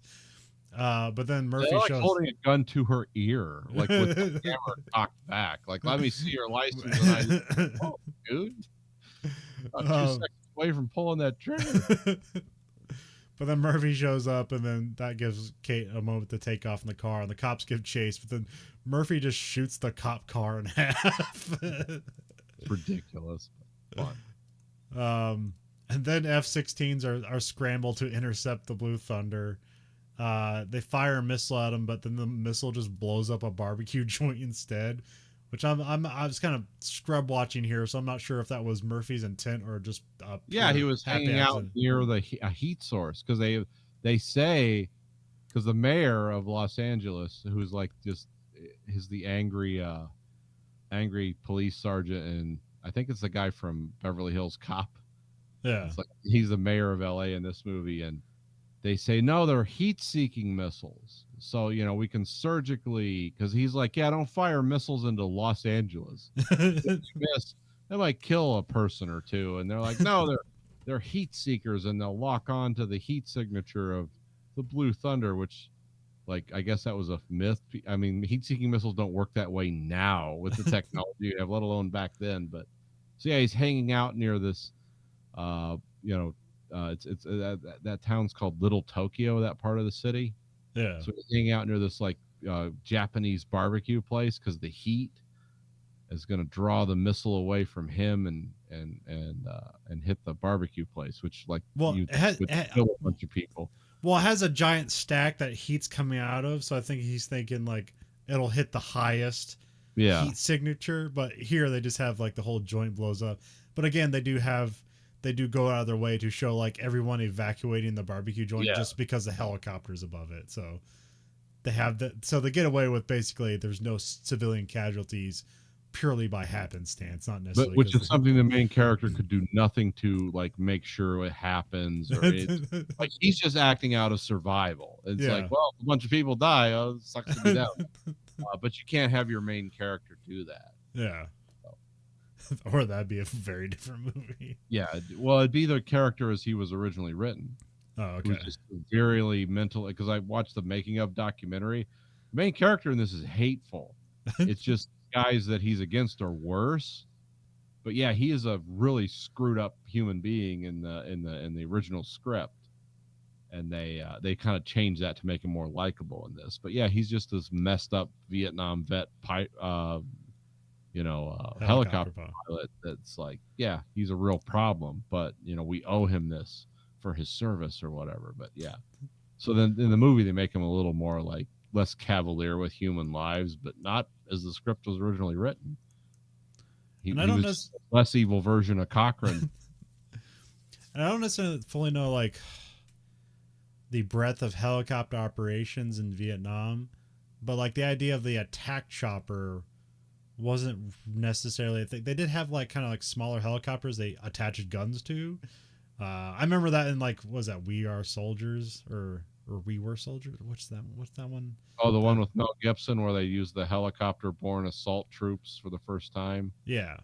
And so there was a point in that movie, which I'm not sure if that's how the history worked out, where they just like put like 50 cals on the sides of like bird helicopters. They also had the Air Cobras they were developing back then. Oh yeah, but that was still like in the infancy of it. So like, no, they were used in later stages of Vietnam, but yeah. But like the idea of the attack helicopter, but didn't really come into like what it is now. So a lot of those guys in Vietnam were just guys. They were just dropping off guys and picking up guys, not necessarily like aiming weapons and firing missiles and stuff like that. Yeah, they had some of that Apocalypse Now guys where they had missile pods and machine guns, but they were calling in, napalm from, larger, fighter jets and stuff. Let's see. Where the hell was? Oh yeah. So Cochrane gets a hold of a gunship and he's trying to take out Murphy. Yeah, here he has a smaller helicopter with just like some 50 cals on the side, just like kind of pointed straight, so he can't like. They're not like looking where he's aiming. He has to aim the whole helicopter to aim the weapon. Yeah, he's basically like think he has a helicopter with like in if you guys have seen Black Hawk Down, the thing they call Little Bird, Yeah. which is a Iowa like H610 or whatever. Like that's he's flying a earlier version of that, which is a highly maneuverable helicopter. It's like a two-seater. Which that's the one like the guys that were making the movie are like, oh yeah, this could run circles around Blue Thunder. It doesn't weigh anything. Here's like basically reveal the conspiracy is all about like this private company stirring up trouble in the barrio to sell the public on the Blue Thunder and like lethal force from the sky. And the thing is, in this sick country, you wouldn't need all that to sell the country. You just need to show people the Blue Thunder, and it's like, yeah, that's cool. You're gonna kill poor people with that? Yeah, I'm in. Take out tent cities from the sky. Yep. I was like, yeah, what could go wrong? I don't live there. Who cares? You know, it's America. That's your lower class thinks they're middle class operational objective. Yeah, these truck guys with mobile homes think that's a viable solution. It's like, yeah, you're gonna kill all them poor people. It's like, I hate to tell you, Bubba, you're a poor person too. Actually, in reality, compared to the people that are arrayed against me, I too am a poor person. I'm not independently wealthy, so therefore I'm an enemy of their view of how the world's going to work.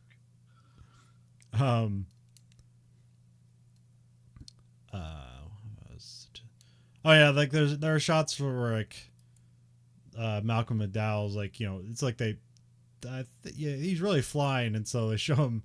Well, he's not flying. He's like somebody else is flying, and they're just having shots of him while he's being a passenger. And if he looks scared, like he's because Murphy's getting the upper hand, it's actually just because Malcolm McDowell is terrified of flying. That was just his genuine reactions to being in the air. He loved and hated this movie. It's like the best acting I did, but it's because I was truly scared shitless. So Murphy does his full loop. And then that gets the upper hand on Cochrane and blows up Cochrane. And he throws his line back at him, which I forget. He says it constantly in the movie. What's Cochrane's line? Like, it's like, I got my eye on you or something. Or catch you later or something like that. Yeah, it's always with the pistol hand. So he says something like catch you later and then blows him up. And then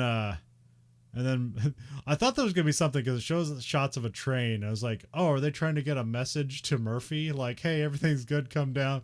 But no, Murphy strategically lands the helicopter in a railroad crossing so that it destroys the Blue Thunder and he walks away. And that's what I really like this movie. It's like, because it wasn't the bullshit of like, oh, I can use this great evil machine for good. It's like, no, this just has to be destroyed, which is kind of simplistic because they can just build another one. It's not going away forever. Yeah, they said it was only $5 million and this is $80. So it's like, well, surely they can build 100 more.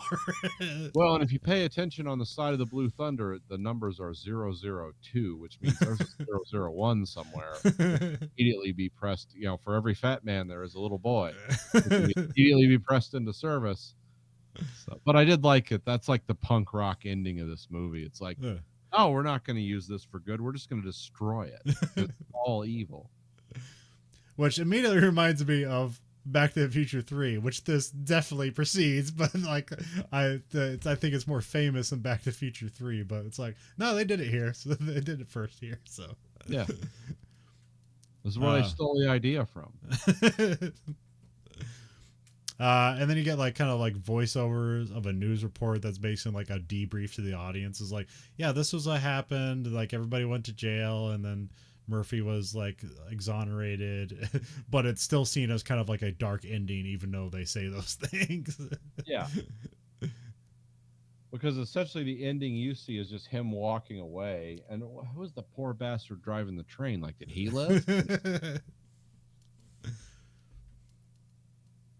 Yeah, he But, dumped the fuel, so oh, we didn't talk about the second F-16 strike. Oh, okay. Yeah, when he hit the side, when he was like, "Oh, I'm gonna hang out by this skyscraper, and where the sun is bouncing off the building, I'm gonna let the missile like slam into that," and which is like, oh, it's like weirdly reminiscent of some things that happened about 30 or 20 years later, 30 years later. But yeah, that was. But they did make it seem like no, everyone was out of that building already because they knew there was a lunatic with a helicopter running around the city.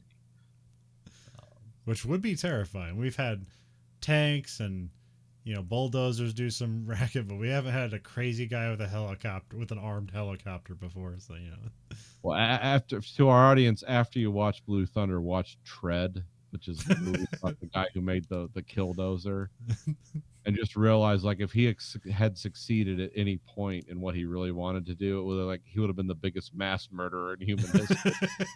But it didn't work. But the level of craftsmanship and thought that went into like I'm building my own assault tank out of a bulldozer was really cool. It's like, oh, this guy was like dedicated.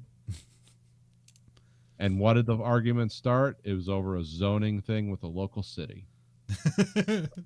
Those local politics, they matter because someone might come at you with a homemade tank. Which they essentially couldn't stop. He just overheated it, got it stuck. All right, so we're sending a probe into space containing a supercut of scenes from the imperfect collection that is the Verhoeven Effect. So Nathan, what scene from Blue Thunder are we sending into space? Oh, the we're spying on the enemies and they're revealing the whole plot of the movie. Okay. That's the biggest strength and weakness of this movie. It's like, well, it's what ties it all together, and it's dumber than hell. But there it is. If you're going to appreciate this movie, you've got to appreciate that scene where we're just going to sit around and. I mean, did they actually have mustaches they were twirling? I mean, they should have.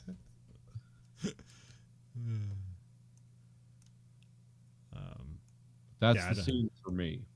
I don't have a scene. So of course, I created this feature, and every week I forget. It would be the same scene, really. Yeah. Or I would have just picked the them spying on the lady.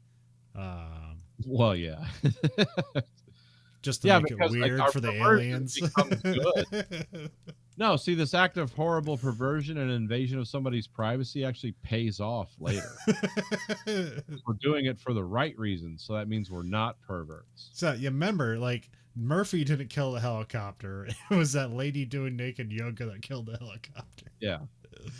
They saw the error of their ways. That's immediately what happened. Even though they were spying on her with the normal police equipment. Yeah, if that had been Blue Thunder, it would have been amazing. Get the rifle mics out. Get the infrared. Oh, look how hot her crotch is. This is amazing. You can hear the slow twitch muscle fiber stretcher in her body. That's the kind of chick you want at your birthday. Like, what? You find out like a subplot becomes like Daniel Stern's like the Stern characters never had sex. His wife is so emotionally stunted, and so Murphy's got to get him laid with that like prostitute with the big boob. Should be like a side quest in Blue Thunder, like a video game Blue Thunder set in the 80s. Did they do a TV series of this? Yeah, it lasted 11 seasons. Or, I'm sorry, 11 episodes. I can't. 11 seasons. Like, oh no. The cover is kind of interesting. Like the original 80s cover is just this ominous glow of like a vague shape of the helicopter. Yeah. And like the newer one's just like a big blown up like blue and black monotone picture of the Blue Thunder. No, the original poster is like cool. It's like one of those posters I would buy for myself just because it like it doesn't reveal enough for you to know anything, but so it requires you to do a little research, which then makes the poster even cooler upon like understanding what this is supposed to be. It's like, oh, that's really neat. Because the bottom of it is the LA skyline all lit up. Yeah. and then a void of darkness above it, and then the lights on the front of the Blue Thunder, and it barely illuminating itself, so you can't really. It's just a vague shape in Yeah, the they just had darkness. like anti-collision lights on, like you don't know what it is. Which is another thing, they added weight to the Blue Thunder because they shot a lot of this at night. They had to put a light kit on it to illuminate itself. Because had like real like tactical helicopters don't do that. They, as a matter of fact, they don't even have the collision lights on them because they're on stealth missions. So they said putting those lights on the Blue Thunder is like, oh, that was a further complication. Because the only way you could illuminate it with, because they were shooting on film at that time from other helicopters, was you had to have a bunch of lights on it, but they had to be like internal, because otherwise it would look unrealistic if you're just shining lights on it. It's like, why are we shining light on this? So, yeah, some of the technical problems they overcame in this movie are pretty astounding. When you realize, it was a $22 million budget, which in, let me look, because they have the conversion, and this would be a $75 million movie nowadays. Okay, which is like a mid-budget movie nowadays. Yeah, it's like this isn't like Marvel Bucks movie. This is like a medium budget movie. But like I said earlier, this is a trope of the times that doesn't exist anymore, where like a common man, like a kind of a, because Roy Scheider is basically a normal like blue collar cop character who has this past flying helicopters in the military, but he's handed technology that gives him, this ability now to like, oh, I can make the world better. Those movies don't exist anymore, by the way. They don't make movies like this anymore. So, or at least they haven't in a long time. Because this was kind of transcended by like, things like Predator, the Stallone movies that came after and all that. Because that was never like super technology. That was just like tough guys. Yeah. Like, I can shoot a gun faster than everyone else, and I got bigger muscles. And like, that's not the kind of action hero Roy Scheider was. Well, I'm trying to think of like what's the last like helicopter centric like television and or movie. Would that be like Black Hawk Down or something?